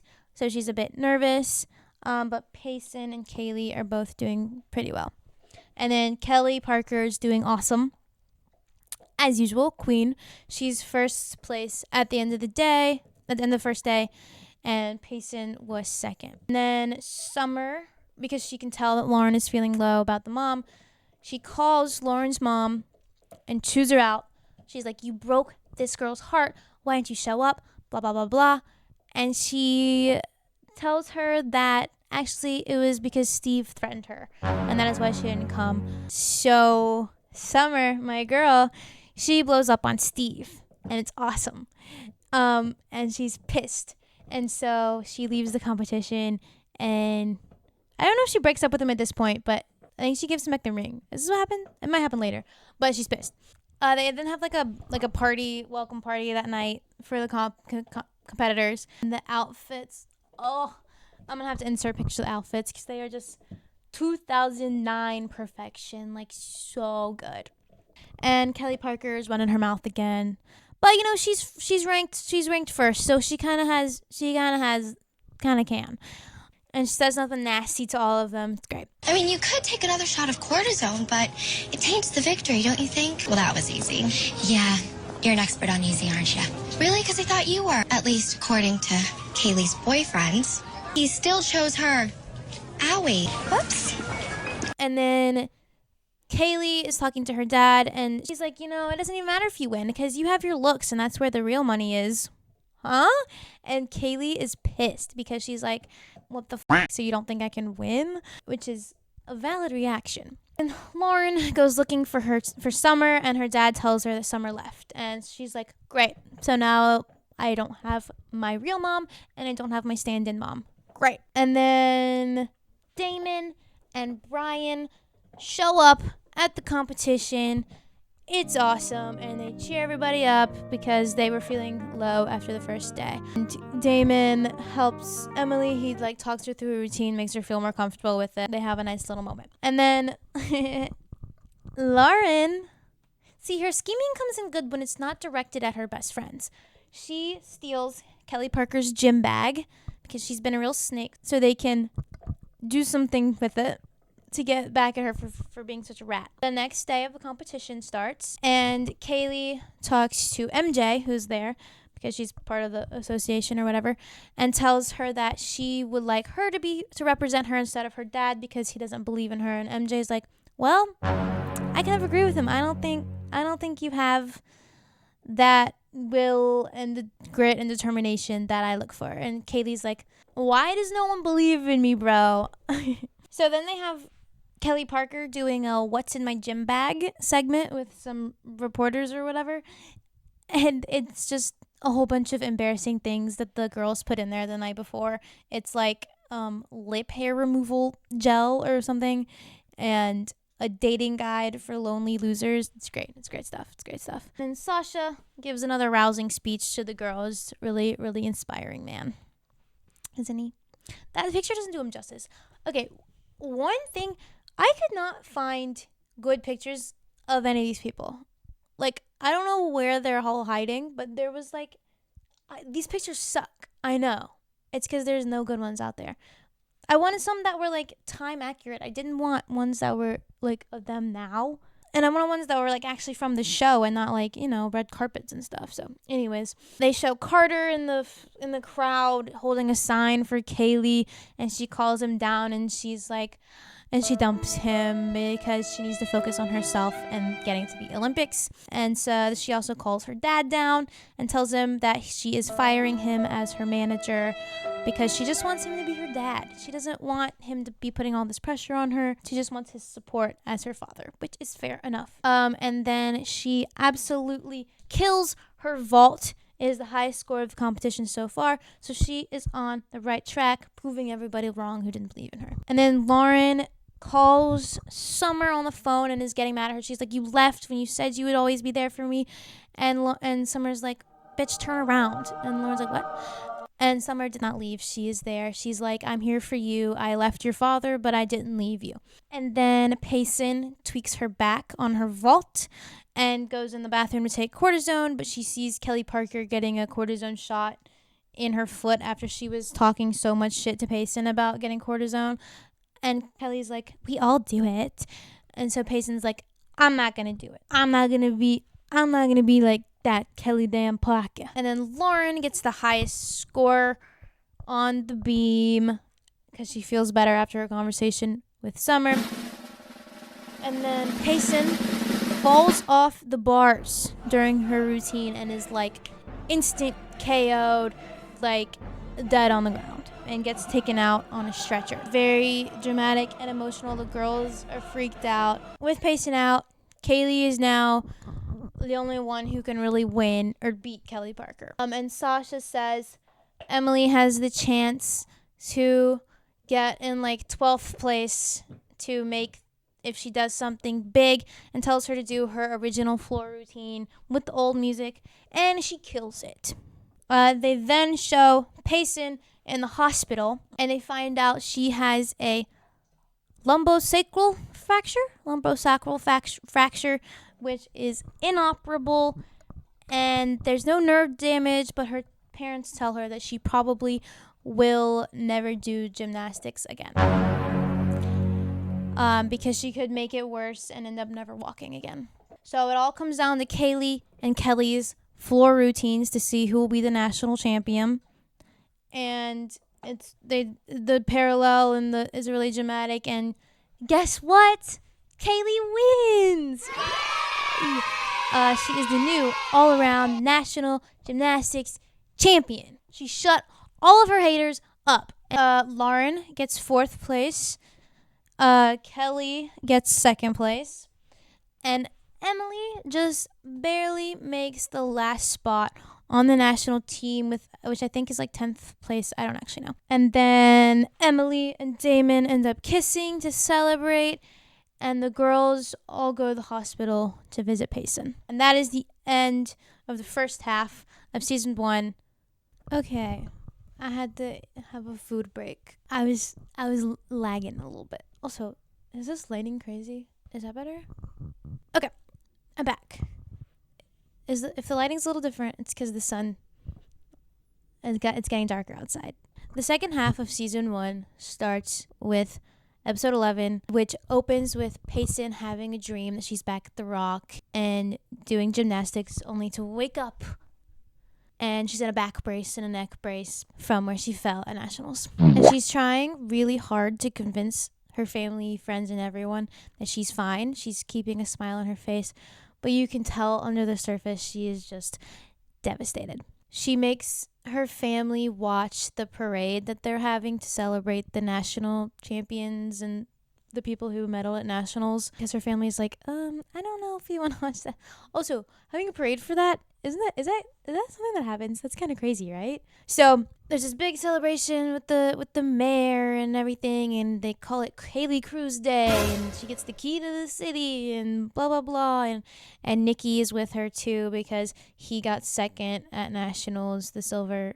And they try to play up this rumor that she's dating Nikki to kind of make them this like sports gymnastics couple. I don't know. It's kind of dumb, honestly. And Payson and her family watch the parade, and Payson's like, actually, I want to leave. But she tried to tell her family that she supports them moving back to Minnesota.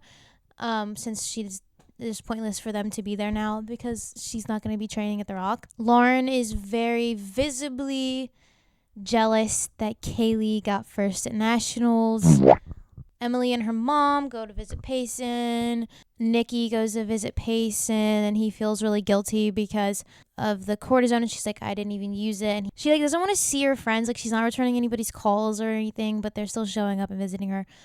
However, Kaylie hasn't visited her because she feels guilty about winning nationals when she got hurt. And then Lauren shows up while Nikki is talking to Payson about the cortisone and eavesdrops from the hall and hears it. So she's probably going to use that as blackmail later because that's just how she is. And Payson tells Nikki that the cortisone is in her locker and he can go get it if he's worried about someone finding out about it. MJ is back as well, and she's filled up Kaylie's schedule with interviews and photo shoots and press, and Sasha's worried that it's going to make her distracted. And Carter shows up at the gym, and Sasha tells him that he's lifted his suspension because his girlfriend came forward and vouched for him and assured him that it was over. And Carter goes to thank Kaylie for talking to him, and Kaylie's like, I have no clue what you're talking about. And then Lauren turns up, and lo and behold, it was her. She went to Sasha and told him. So Kaylie's name is not brought into it as far as Sasha goes. And Kaylie is just all in her head about nationals and Payson and Carter, and she's doing this interview and it goes awfully. So she goes to visit Payson to try to apologize and tell her how sorry she is, and tells her the real reason is because she knows that it should have been her that won nationals, and she doesn't feel worthy of the title. And Payson's like, I kind of got too much going on to deal with this right now. Hey Kaylie, I get that your feelings are valid, but maybe read the room a little bit. Our girl has a broken back in the bed and can't do gymnastics, so let's maybe cool it on the woe is me. And then Damon set up this rooftop dinner thing for Emily so they could have a romantic evening. And then Payson finally cracks and has a late night tantrum thing where she's tearing all of her trophies down and throwing all of her gymnastic stuff around, and in the middle of the night, and her family wakes up and hears it, and poor Payson. Razor finally comes back and shows up and finds Damon and Emily on their date and is like, oh, I thought I called dibs. What's going on here? And Damon is supposed to leave for LA, and so him and Emily are kind of at a weird spot because he's going to try to go and record some of his own songs or something, or sell his songs because he writes songs. And then Summer is filling in for Kim at the Rock as manager since Kim is out taking care of Payson.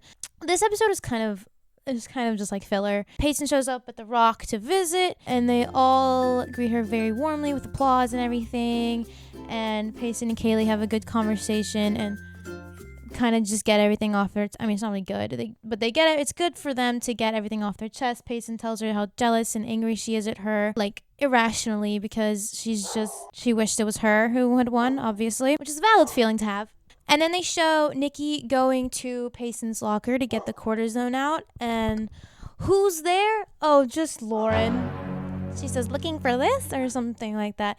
And she tells him, and he's like, well, what do you want? She leaves it kind of an open threat, something that she's gonna cash in one day. And then Emily goes to see Damon off at the bus station for when he leaves to LA, and she tells him that she will wait for him. And that's the end of episode 11. That nothing much really happened there. Episode 12, they're holding an event at the Rock. The national team is to announce who the coach of the national team is going to be. And everyone's thinking that it's going to be Sasha, obviously, because he has the most girls on the national team. But don't get ahead of yourself, buckaroo, because it actually ends up being Marty. Yes, the man who is cheating with one of the gymnasts' mothers. So everyone's like, what? And the national team people tell Emily that she needs to get her math scores up so she can stay on the team. And Marty tries to talk to Kaylie and congratulate her on her national champion win. But she gives him some serious sass because, for obvious reasons. And So that day at practice, the girls try to sabotage Marty by telling the other girls weird things about him to make them like not trust him as a coach so that they can hopefully get Sasha as coach. Because, I mean, validly, Kaylie does not want to be coached by her mom's mistress. What's the male version of a mistress? Whatever that is. Fling? Affair? Partner? And then Kaylie calls Carter and to meet up and talk about everything she's been going through, like demands answers of like why he cheated and things like that. And he tells her that he did it because he felt like he wanted to be with her more than she wanted to be with him. And he says he loves her and he's sorry. And they make out in the car, and she like gets on top of him and seems like she wants to go further, but he stops her because he tells her that she shouldn't try to have sex with him just because she's feeling all of these emotions. But he says that they're soulmates and they belong together and that he's not giving up on her. Like, okay, Carter. So this nationals practice days are to gear up for a national team meet in London against like European countries. And the next day of practice, Marty announces that the Rock Girls will not be going to the meet in London because of their performance the day before, when they were more focused on sabotaging Marty than they were on doing their routines flawlessly. But Kelly Parker, she gets to go. So that's good. And Kaylie says she's going to tell her dad what happened between her mom and Marty, so maybe he can get him kicked off as the coach of the team. Then Kelly Parker tells Payson that even if they get rid of Marty, the national committee will never hire Sasha because Payson broke her back on his watch, and that he's just kind of too much of a wild card to be in charge of the national team. Sasha and Payson talk about it, and she kind of like tries to apologize to him for it.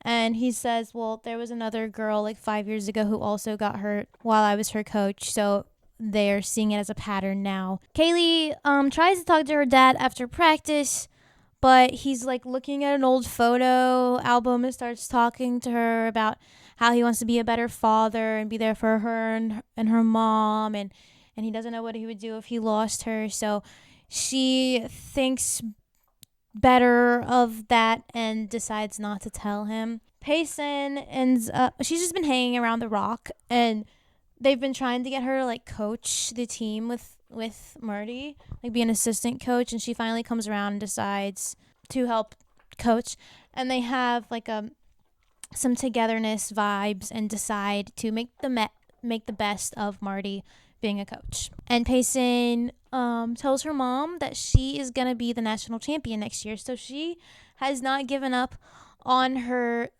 gymnastics dreams. And her mom is kind of like, hey, babe, yeah, that's great and all, but you can't do gymnastics.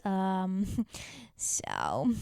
And Emily gets an A on her math test because Razor has been tutoring her the whole episode. And they have a little moment while celebrating, but Damon calls in the middle of it and breaks it up from LA. So good intuition on your part, Damon. And that's the end of episode 12. Moving right along to episode 13. Nikki and Kaylie are doing this like romantic themed photo shoot at the Rock, and Kaylee's like trying to be into it, and Nikki's like, I hate this shit, I just want to train. And he like very visibly does not like Kaylie. And Lauren is just making comments, like very clearly still jealous of Kaylie. And then Sasha comes in and is like, get out of my gym. And Payson's at the gym, and Kim accuses Sasha of putting false ideas into Payson's head because he gave her a book about someone who was injured and came back from the injury.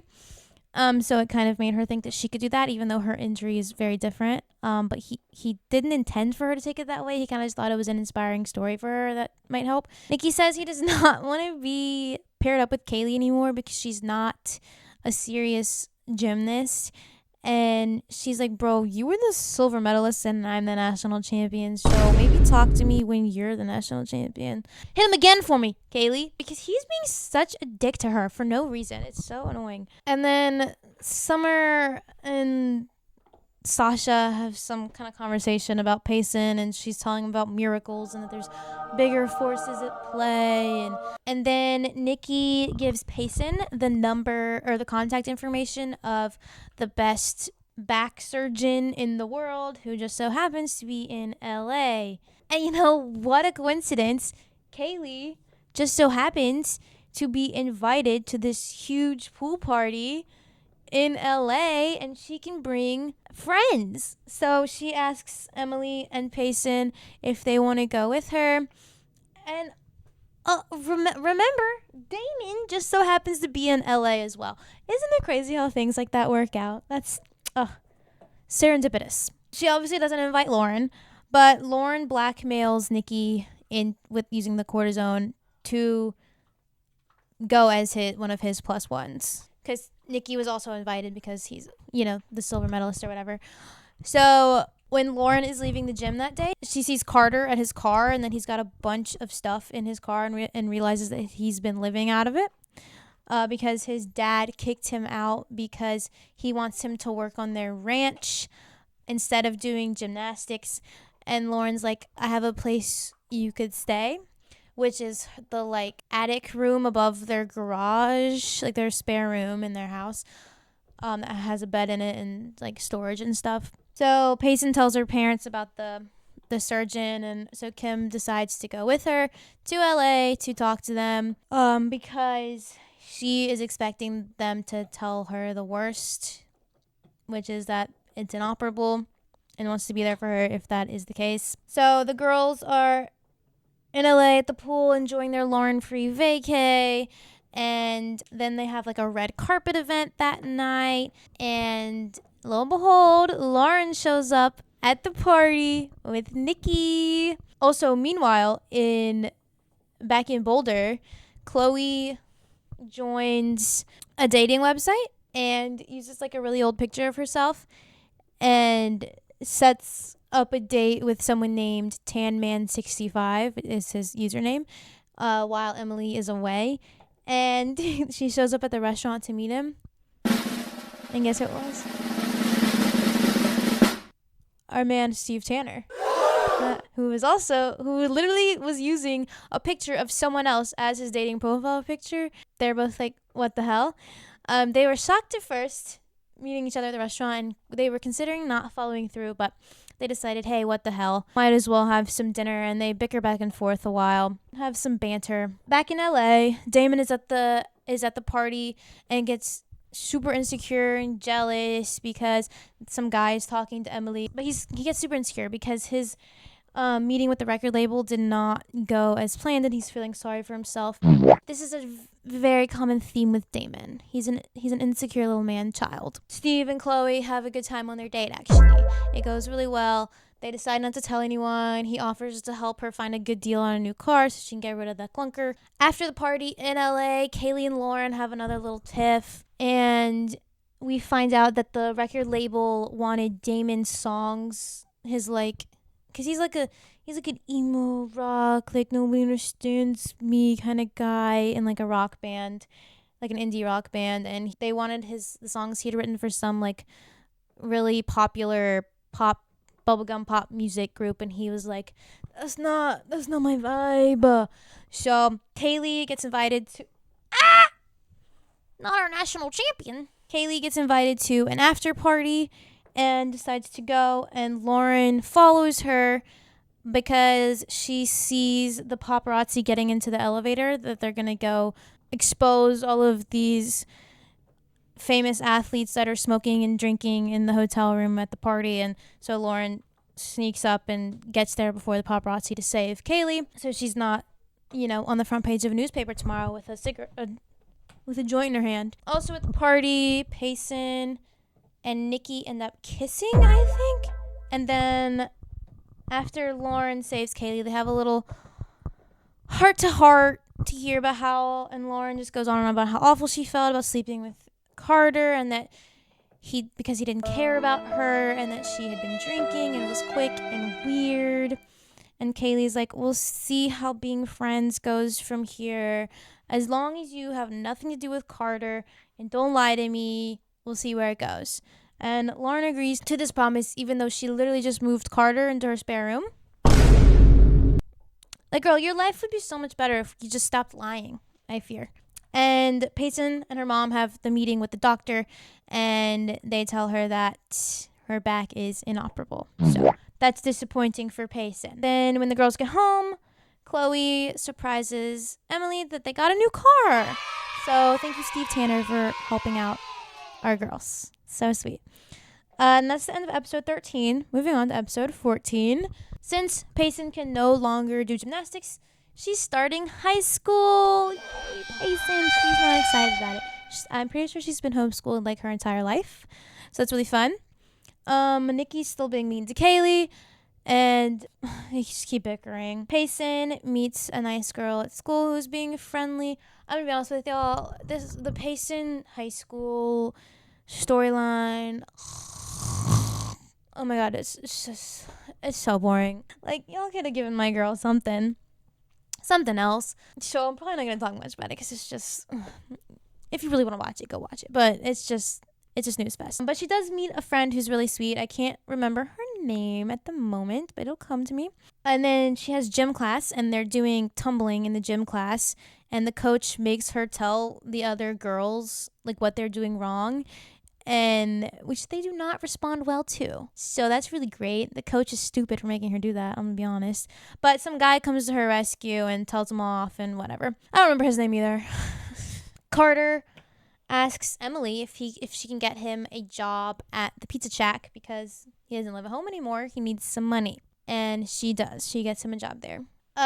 Sasha has everybody at the gym plan new routines that they're gonna showcase to everybody, and he has Kaylie and Nikki do one together, like a duo routine, because they're the top ones in the gym, I guess, which is super fun because they're still fighting. And then Emily has been seeing a lot of hate on the internet for her about how she's trailer trash and doesn't deserve to be there and blah blah blah blah blah, and I don't even remember, but it really gets to her. Like, she's like consistently checking her computer all the time. And then the girls show up at Payson's school to visit her at lunch or something, I don't know. And the girl who in gym class that she had to critique, who was mean to her, they shut that shit down and they show her how to fucking do a flip. And then Payson has a really nice angsty teenage girl moment with her mom. She says, "I hate high school and I hate you for making me go." Kaylie and Nick are still fighting during their routine, and Kaylie goes off on him like, what makes everyone think that I wouldn't beat Payson too? And you know what, girl? Good for you. Because it's true. Who's to say she wouldn't have beaten Payson too?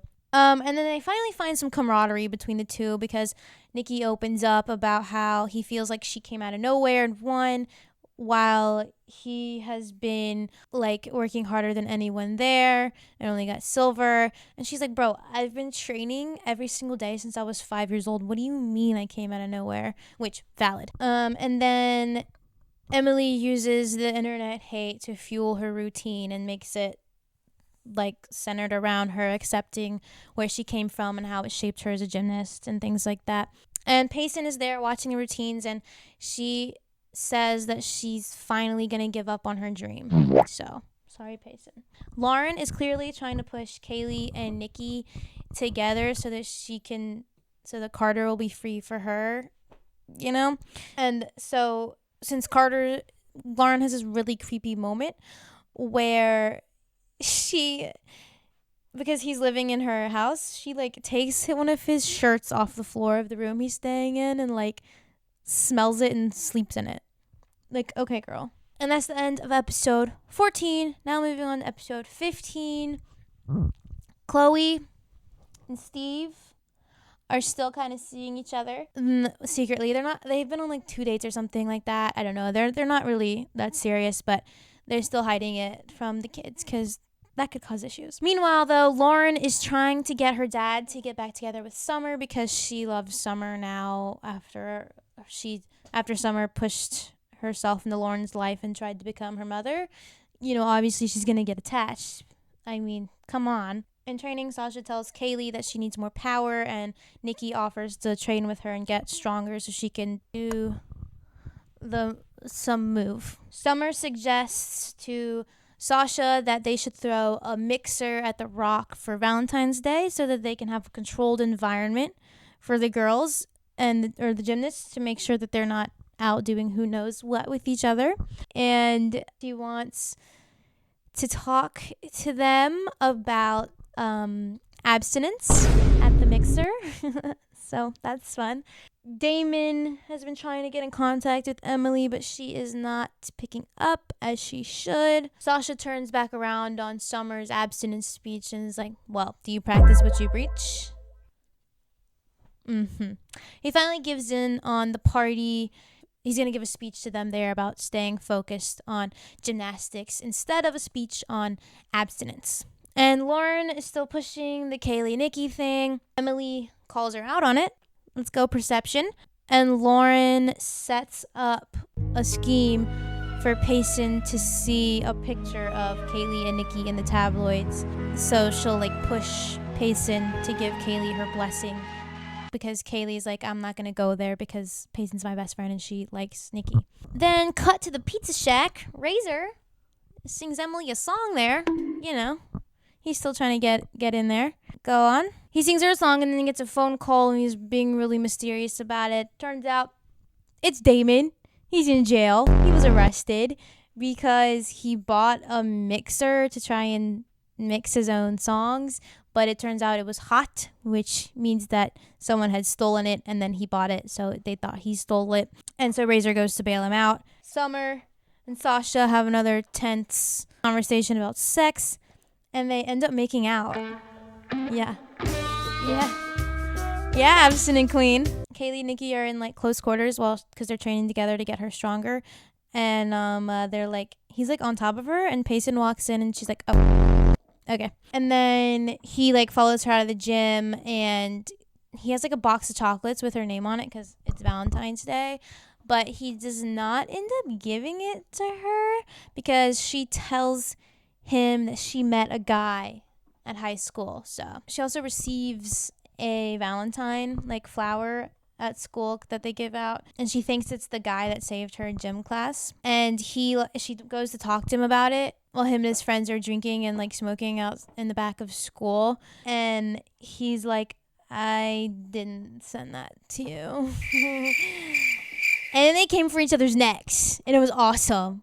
And Payson fucked him up, and then they get caught by school people, by adults, because they're drinking and stuff, and Payson gets in trouble even though she wasn't doing it.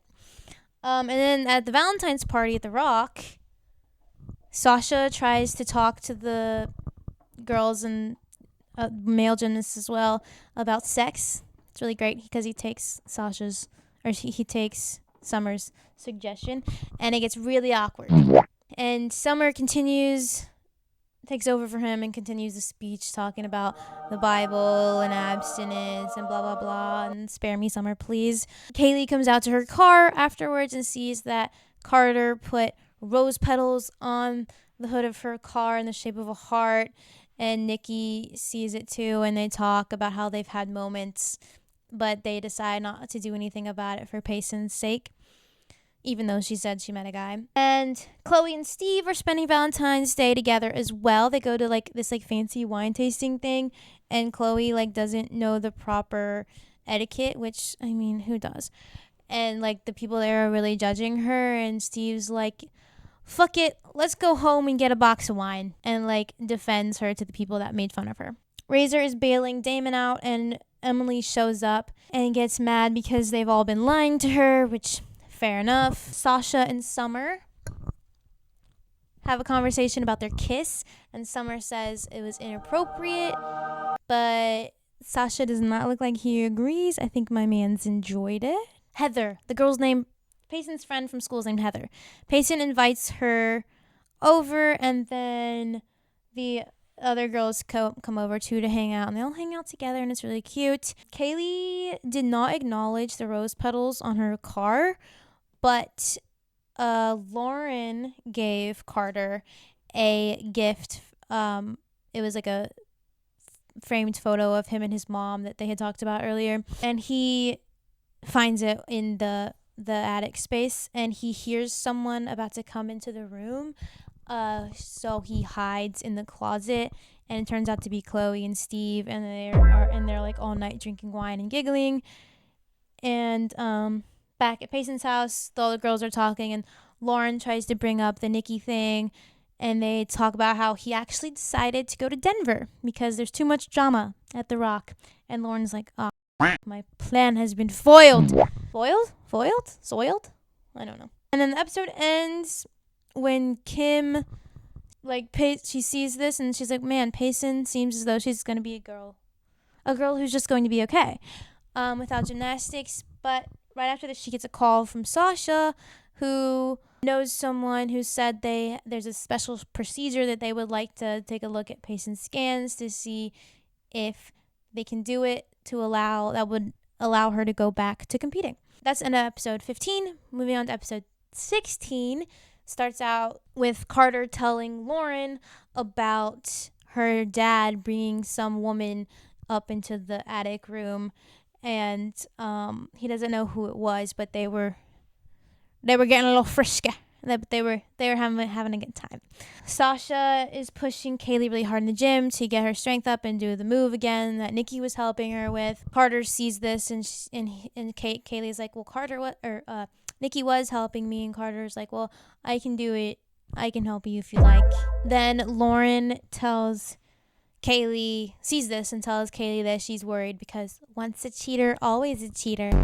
Is that right, Lauren? Is that right? And then Lauren makes a comment to her dad that she noticed there was an empty box of wine and glasses in the garage room, and Steve blames it on their house cleaner.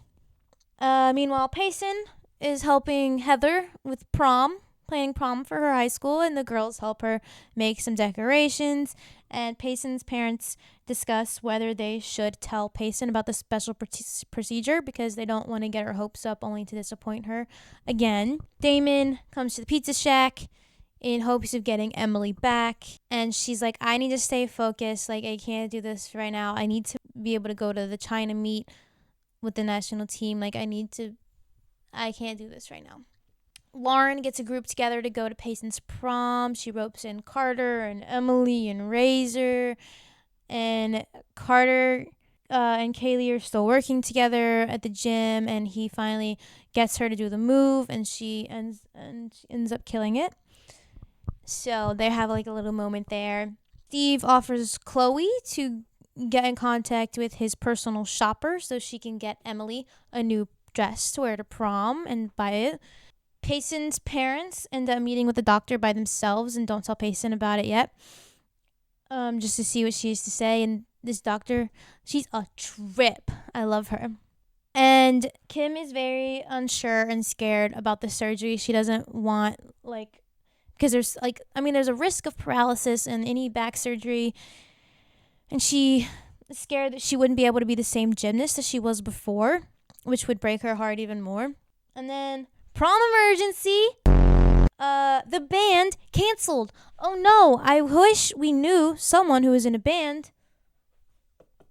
Hey, we do know some people. Actually, Joe Payson asks the Shelter Pups to perform at the prom, and Mark is feeling bad because they haven't told Payson about the surgery, and he feels like they're lying to her, and he thinks that she deserves to have input because since it is her life. And Lauren, she had asked her dad for a new dress earlier that day, and he was like, you have 1 million designer dresses. No, we're not buying a new dress for you. But she opens her dad's trunk to put something in it and sees a brand new dress there, and she's like, oh my God, he was totally messing with me. He bought me a new dress. So Payson is well enough now to where she gets to take her back brace off for prom, so she gets to wear her pretty dress without a back brace. And then when she comes down, Mark is like, okay, well, maybe things are better this way. And Lauren is getting ready for prom. And Steve comes in her room and is like, hey, like, you need to leave soon. Why aren't you dressed yet? 'Cause she's sitting in her room wearing a robe. And she's like, are you forgetting something? Like, she's trying to hint at him to give her the dress that she saw in her trunk. And he never does. Interesting. So they get to prom, and Lauren, she just puts on some other dress. Carter tries to dance with Kaylie, and she's like, no, you cheated on me. And then the boy that Payson was arguing with, or she got caught with about the Valentine thing, shows up, and everyone's like, what is he doing at prom? He's never been to a school function in his life. And he asks her to dance and apologizes. And then Kaylie accepts a dance from some random high school boy. And so in retaliation, Carter asks Lauren to dance, and she's like, are you kidding me? Because it's very obvious that he's only doing it because Kaylie's dancing with someone else. But he gets mad and like goes and interrupts Kaylie's dance with this other guy and ends up dancing with her. And he calls him, he's like, I'm your safety net, and while I'm always there dangling on the string, blah blah blah, I'm waiting for you to forgive me. You could be finding another guy. And he like gets mad at her, and it's like, bro, you literally cheated on her, and she never gave you any indication besides the making out in the car, which hey, I support women's wrongs. Like, she never gave any indication that they were going to get back together. So I don't know what this dangling on a string thing is. Like, y'all literally broke up, and she, like, come on, bruh. Stand up. And then Emily finally shows up. Guess what? She's wearing the dress that Lauren found in her dad's trunk. And she asks her where she got it. And she was like, my mom got it for me. And Lauren was like, that's a $600 designer dress. And Emily's like, my mom would never spend that much on a dress. Unless maybe her new boyfriend bought it for her. She said he's really rich. And Lauren's like, that meme of the putting the pieces together. Lauren puts the pieces together. She's like, holy shit. My dad and Chloe Kometko are dating. So the Shelter Pups are performing, and Razor goes off stage to dance with Emily, and Damon says, F this, and he's going to sing a song for Emily while Razor's off stage because he's got a super bad stage fright and has never performed or sang one of his own songs. But he ends up chickening out and runs off stage and outside and gets so pissed and throws a little boy tantrum, and it's awesome. Yeah, if you can tell, I don't like Damon. I don't like Damon at all. He's like, what's that Taylor Swift song? You know the song, the song, the torture. I think it's the Torture Poets Department. Picture that song. Anyways, I feel like that's Damon. Emily goes out there to talk to him, and he finally tells her why he got arrested was because of the mixer, and Emily's like, I didn't need all that. Like, I didn't need the song. All I wanted from you was your honesty and for you to show up. And that's it. Like, I don't need you to be this amazing, famous musician. Let's not clicking, Damon. And then Lauren and Carter talk about her dad dating Chloe. I have a really hard time feeling sorry for her in this moment when she says things like, I will not have him buying her expensive gifts instead of me. Like, girl, please. Talking about buying gifts for Chloe and Emily, I guess. And then she pulls the if my mom hadn't left me, this would not have happened card. And she says, I just want someone to choose me. And Carter obviously feels bad, which was her whole point there. So they end up dancing together. And then later that night, Kaylie deletes that picture of Carter off her phone. I think that's her being like, I'm done with this. I'm moving on. And at the end of the episode, Payson's parents finally tell her about the surgeon. And that is where episode 16 ends. Now, moving on to episode 17. Sasha makes the girls watch the other National Girls press conference talking about winning in London to kind of like light a fire under their asses because they weren't allowed to go, obviously. And then they have a national team practice the next day that will decide if they're going to go to the China meet. Lauren needles Emily about her mom's boyfriend buying her expensive things, like trying to like get under her skin and like get her to admit that that she knows that her mom is dating Steve, but she doesn't know that at this time. Payson and her parents meet with the doctor, and they talk about some of the scary risks. Kim is still super scared. They end up having a fight about the surgery in Minnesota and everything, and what to do because they're scared and worried, and Payson hears it and feels really guilty. So she ends up telling her parents that she doesn't want the surgery, even though she clearly does, but she doesn't want to cause problems for the whole family. And then Kaylie's parents come home from a romantic trip to Paris, and it went so well, and blah blah blah. And Kaylie's happy that her parents are happy. The cheating has still not come out about them. So Lauren visits Chloe at the Kometko household.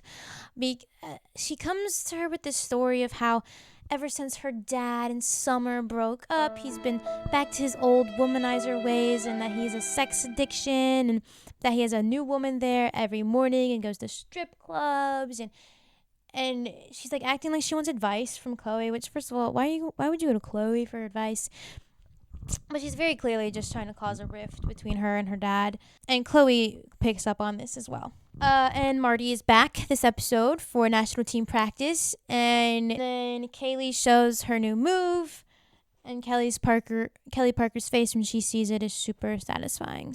And Payson finally tells her parents that she does indeed want the surgery. But if her mom is that scared, then she doesn't know how she can be brave enough. Lauren and Emily are in the bathroom, and they talk about Marty and Ronnie's affair. And it just so happens that Kelly Parker is in the stall while they're talking about this, and neither of them knew.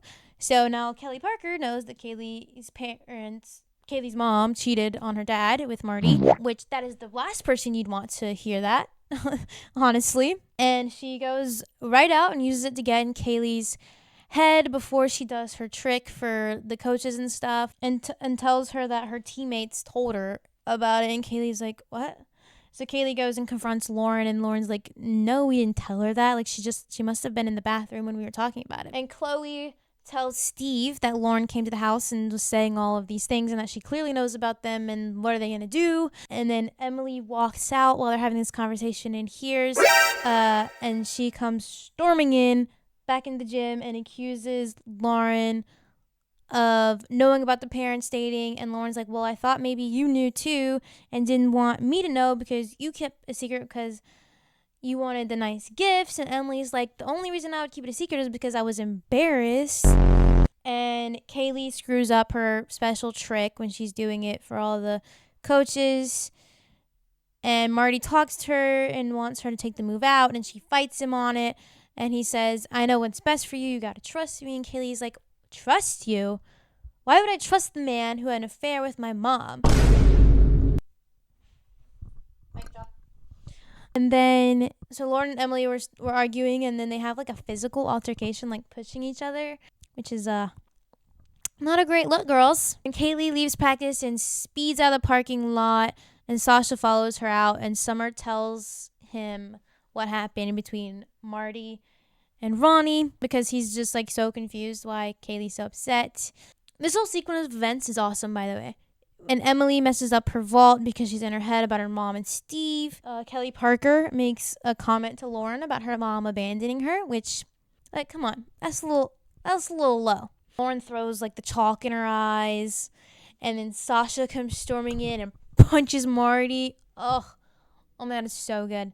So Kaylie goes home and talks to her mom, and her mom's like, I never should have asked you to keep this secret. I'm gonna tell your dad the truth. So Emily talks to her mom as well, and she tells her that she's gonna call off the things with Steve because it's upsetting her so much, and that she is her priority. Then Ronnie tells Alex. We don't see that interaction really at all.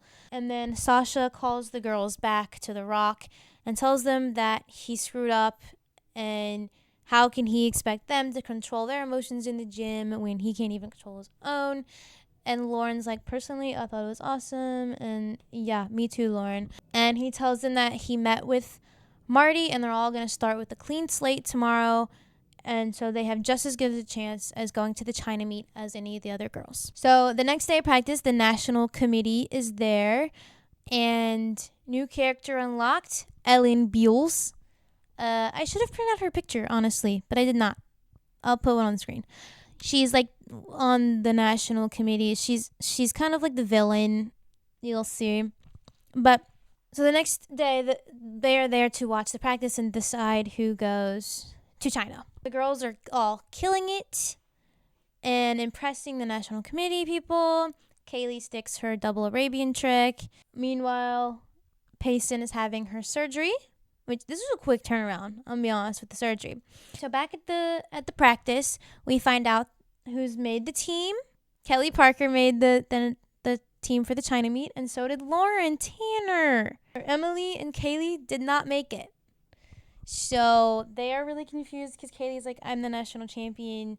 China's like the best team in the world. Why wouldn't they take me to compete against them? Sasha confronts alllll, and she's basically blaming him for it and says that they're a mess and that Marty told Kaylie to take the Arabian out and she wouldn't. The girls are inconsistent, and just yesterday they were storming out and throwing chalk, but also Lauren was the one who was throwing chalk and she still made the team, so whatever. And then she's like, they aren't the only ones that are out of control. Like, you literally punched Marty. And Sasha's, well, since you're so informed, I'm sure you know why Kaylie has problems with Marty. And she's like, we're not going to believe unsubstantiated rumors. What do you mean? You're believing all these rumors about what happened in practice. I don't know. There's been Ellen Beals when I catch you. She's like, we're really worried about we love the image that Kelly Parker gives off, even though she's the biggest piece of work on the team.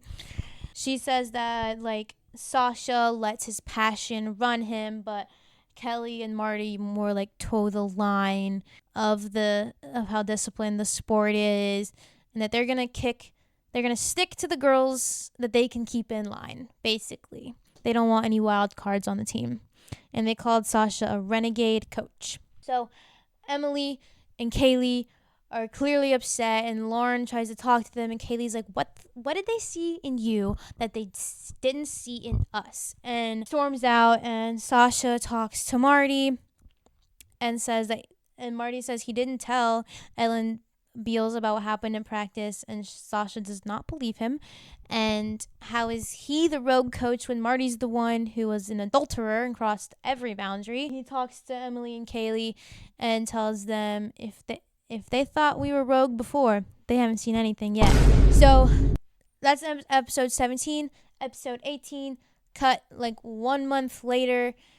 Damon's back at the pizza shack because Razor had a gig somewhere, and he and Emily are not together. Things are kind of awk. Leo's back in town because Alex moved out after he found out about the cheating. So Leo's trying to be there for his family. And Kaylie thinks her dad hates her because she's like barely heard from him. Leo goes to the pizza shack, and Damon gets really insecure once again because you can clearly see that Leo is attracted to Emily. And then at the gym, Sasha is really pushing the girls. Payson is back in the gym, but she's just doing like light conditioning because she's still recovering, getting back into the swing of things after her surgery. Carter and Kaylie talk, and he tells her that just because they've moved on, like, he's still going to be there for her during all her family drama if she needs someone to talk to. And then they show the Keelers, who are like refinancing their house because their insurance did not cover Payson's experimental risky surgery. Well, how about that? So they're either refinancing or selling, or I can't remember, but they need money. So they're doing something with the house to try to get money. They're like $50,000 in debt, and they have physical therapy bills, and Payson has an appointment with her physical therapist, and she finds out that she is allowed to start training the next day with A-level skills, but she lies to her mom and tells her that she hasn't gotten the all clear yet, because she's clearly scared about getting back into things. And Sasha tells everyone that he got the China team to come to the Rock for a club meet. So the moms have a meeting to discuss how they're going to fund getting the China team. Chloe Kometko has an awesome quote during this scene. She says, Isn't China like the richest country in the world? And then people give her looks and she's kind of like, what? They practically own America. She kills me. So Chloe suggests that they have the fundraiser event at the Pizza Shack, and they all meet there to discuss what they're going to do. And then Summer also finds out that Sasha hasn't even asked China if they want to come, and he's just telling the girls already that they're coming because he believes that when China beats the U.S. in their meet, that they're going to want to come and compete against them because they will feel obligated to defend their win since they didn't have the national champion there. And then at the Pizza Shack, while they're having the meeting about the fundraiser, there's this another awesome moment where they're talking about Summer not keeping secrets because she told Sasha about Carter. And Ronnie says, next time you might want to just keep your mouth shut. And Chloe says, or your legs. Because Ronnie is an adulterer. It's awesome. And Damon is still being super rude to Leo for no reason, again, because he's an insecure little baby. And Damon is just being constantly so whiny. Like, either be better and go record your songs and do the dang thing, or shut up, because you're pissing me off. Like, he was making me so annoyed. And then they find out that the U.S. team that they took to the China meet got killed. China killed them, put them in the ground and murdered them. Payson finds out that her parents are selling their house to pay off medical debt, and the girls find out about this. And since the fundraiser is a bingo game, they rig it so that Kim wins the $10,000 prize because they know that the Keelers are not going to accept some sort of handout. Color me this. How is a fundraiser that is trying to raise like thousands of dollars to bring the China team there to compete, can they afford a $10,000 prize? Like, seriously. Where are they getting all what? I'm so confused how this fundraiser works. I think they have to raise like $20,000. Anyways, Ellen Beals calls Sasha and says that she knows about his plan and that the Chinese will not be accepting because they don't want to piss off the committee. But right after that, Sasha gets a call from the Chinese team. So they are going to come. And Damon finally decides to get his ass in the recording studio and shut up. Maybe stop talking and start singing. Yeah, all right. And Kim overhears a message on the machine from Payson's physical therapist that's saying that he hasn't heard from Payson since he gave her the go-ahead to start training. And Kim's like, what? But Payson goes to the gym later that night and tried to get on bars, but she couldn't because she was too scared. And that is how episode 18 ends. Next, in episode 19, the girls are having a lock-in sleepover for a week or something at the gym to get locked in for the China meet for when they come to the Rock. Because China has this star girl named Genji Cho who's a 13-year-old phenom who scored gold in every event, so they need to get ready for her. And Ellen Beals shows up again and threatens to kick the girls off the national team if they participate in this. And Sasha's like, well, with how the national committee has been treating them, they're basically kicked off already. Get real. And Steve, in the meantime, is trying to convince Chloe to get back together with him. Sasha wants Payson to help Emily with her vault to kind of get her confidence up because she's always been scared of the vault, and she wants her to be able to nail her new vault landing. But he has an ulterior motive that it will also increase Payson's confidence to get back in the gym as well. Lauren goes to visit Carter in her attic space, and he tells her that he and Kaylie are back together. And he said this, and I'm like, what are you talking about? And then he's like, well, actually, we only kissed. And Lauren's like, I can't believe she didn't tell me after being locked in the gym with me for a week. I was watching this, and I was like, what do you mean? They kissed, and then they had a talk at the dance and decided not to get... I don't know. Lauren is upset, but she's later with Kaylie, and Kaylie gets a text from Carter, and Lauren asks her about it, and Kaylie says that they made up and that she's just having a hard time trusting her, especially with the Carter stuff. MJ visits Kaylie and tries to convince her from withdrawing from the China meet because she thinks it's going to hurt her sponsorships and things like that. National committee could retaliate, and her title and endorsements, because the other girls don't have those kinds of things to worry about because they're not the national champs. Yeah, losers. Damon in this episode also tells Emily that he loves her, and she says it back. Great. Maybe don't be so manipulative and insecure, and I'd be happy for you. Ronnie gets divorce papers sent to her house from Alex, and Kaylie's there for it, and they have a little cry sesh together.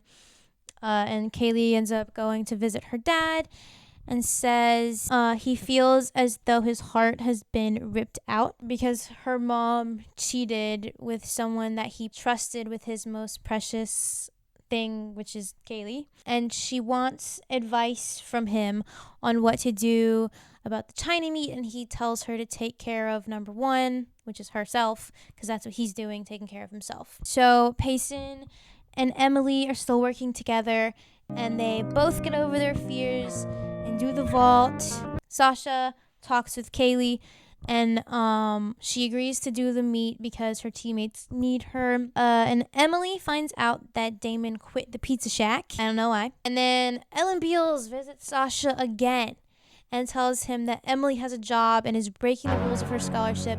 So he shows up at the Pizza Shack and sees her and gets really mad. This is a really intense moment. It was honestly making me a coffee. And tells her she's in huge trouble with the national committee, and they said if she competes at the invitational, they'll take her scholarship since she's breaking the rules. And Damon calls and tries to tell Emily some big news, but she breaks up with him because she's freaking out about breaking all the rules, which is fair enough. Lauren goes to talk to Carter, and Kaylie tries to call her because Ellen Beals called her personally to try to talk her out of backing out of the meet, and she wants advice from Lauren, but Lauren doesn't answer, so she just decides to go over to Lauren's house, and she shows up and is looking for her in her room, but Steve walks by and Kaylie's like, do you know where Lauren is? And he's like, she's probably in the garage apartment because she's been using that as her meditation room, which is a lie she told her dad so he wouldn't go in there with Chloe anymore. So meanwhile, while that's happening, Lauren is in the garage apartment confessing her love to Carter. Yeah. Talking about how all this turned into a good friendship between them and how she just wants him to be happy, but they're hugging and Kaylie walks in at that exact moment. Obviously, she thinks the worst, but also Lauren has been lying to her face. And that's the end of episode 19. Now, moving into episode 20, the last episode of season 1.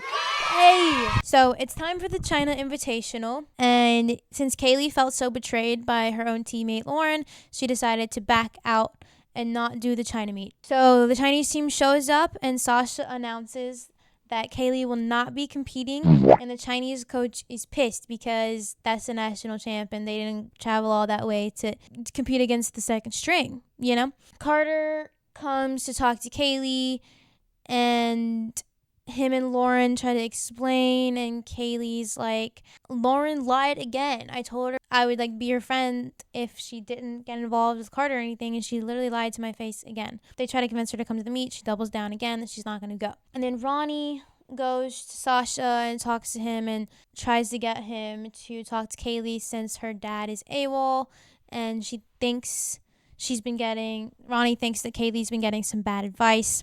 And so Sasha, instead of going to talk to Kaylie, he goes to talk to Alex to tell him to get off his ass and go talk to his daughter. And then cut to Damon left a note for Emily on the bulletin board at the Pizza Shack with her last paycheck. And Leo is there with her and sees it and takes it off the wall before she can see it and hides it. Cut to, we're at the Cruz's house again. Ellen Beals is there with Ronnie and Alex, and Kaylie, and she's talking to them and tells Kaylie that she didn't go to Beijing because it was unwinnable, and that the national committee is the ones that have her back and not Sasha Belov. And Alex and Ronnie are both there, and as soon as Ellen leaves, Alex gets up and he's like, what a pompous ass. Who does she think she is coming in my house telling my daughter she couldn't medal? Yeah, thank God, Alex. Thank God you're back. But also, you said the same thing to your daughter, so. But he convinces Kaylie to compete. So she shows up at the Rock at the last minute and has a chat with her team about being a family and don't be scared and blah, blah, blah. So they compete, and she ends up getting the silver on the floor right behind Genji Cho, who comes up to her and says, that was very good, Kaylie, for you being so old. Because remember, Genji Cho is 13. Kaylie's like 16 or 17. I don't actually know. Which, gymnasts, although it's been getting better lately, but the gymnasts, there's a age cutoff. So then they have this intense compilation. Lauren gets first on beam, but she lands weird on her dismount. And then Kaylie does bars, but she does not break the top 3. The top 3 is all Chinese team girls. So they needed Lauren to get a medal so that they could beat the amount of medals that the U.S. team that went to Beijing got against China. Because they're not trying to actually win, but they're trying to beat how the national team did to prove a point. But Lauren can't do it because her ankle is hurt.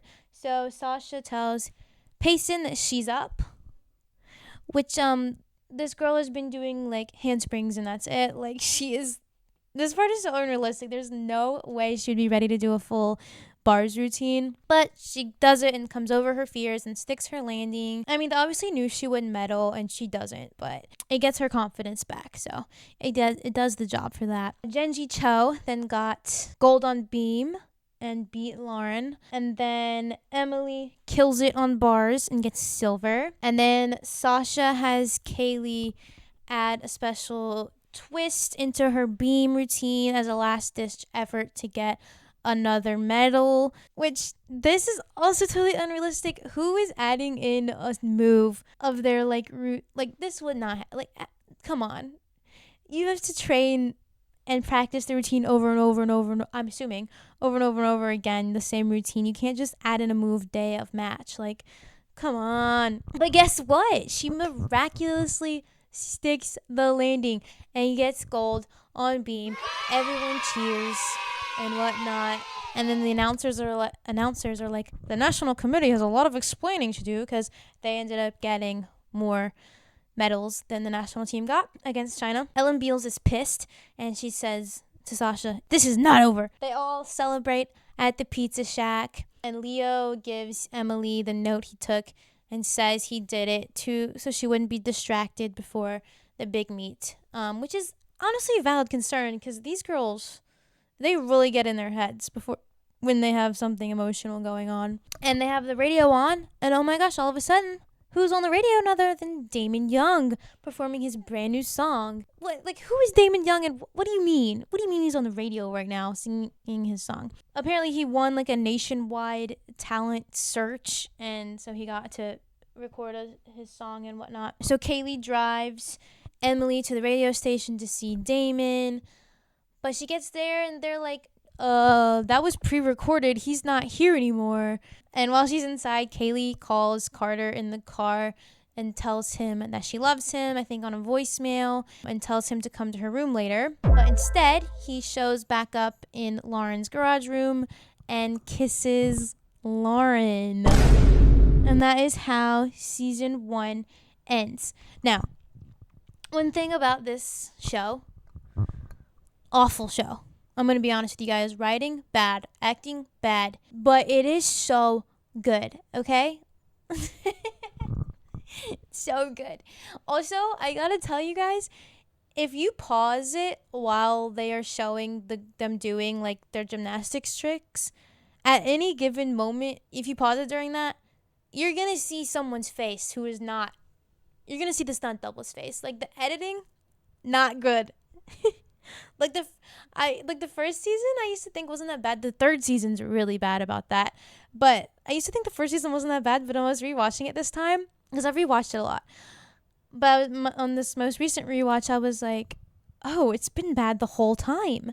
So that's something to keep in mind. If you've never watched the show, I just told you about the whole first season. So, but it's really worth it. It's really worth it. It's so good. Second season's better. I can't wait to rewatch that and do a recap of that as well. Let me tell you guys my favorite characters. Kaylie's my favorite character. I also like Chloe.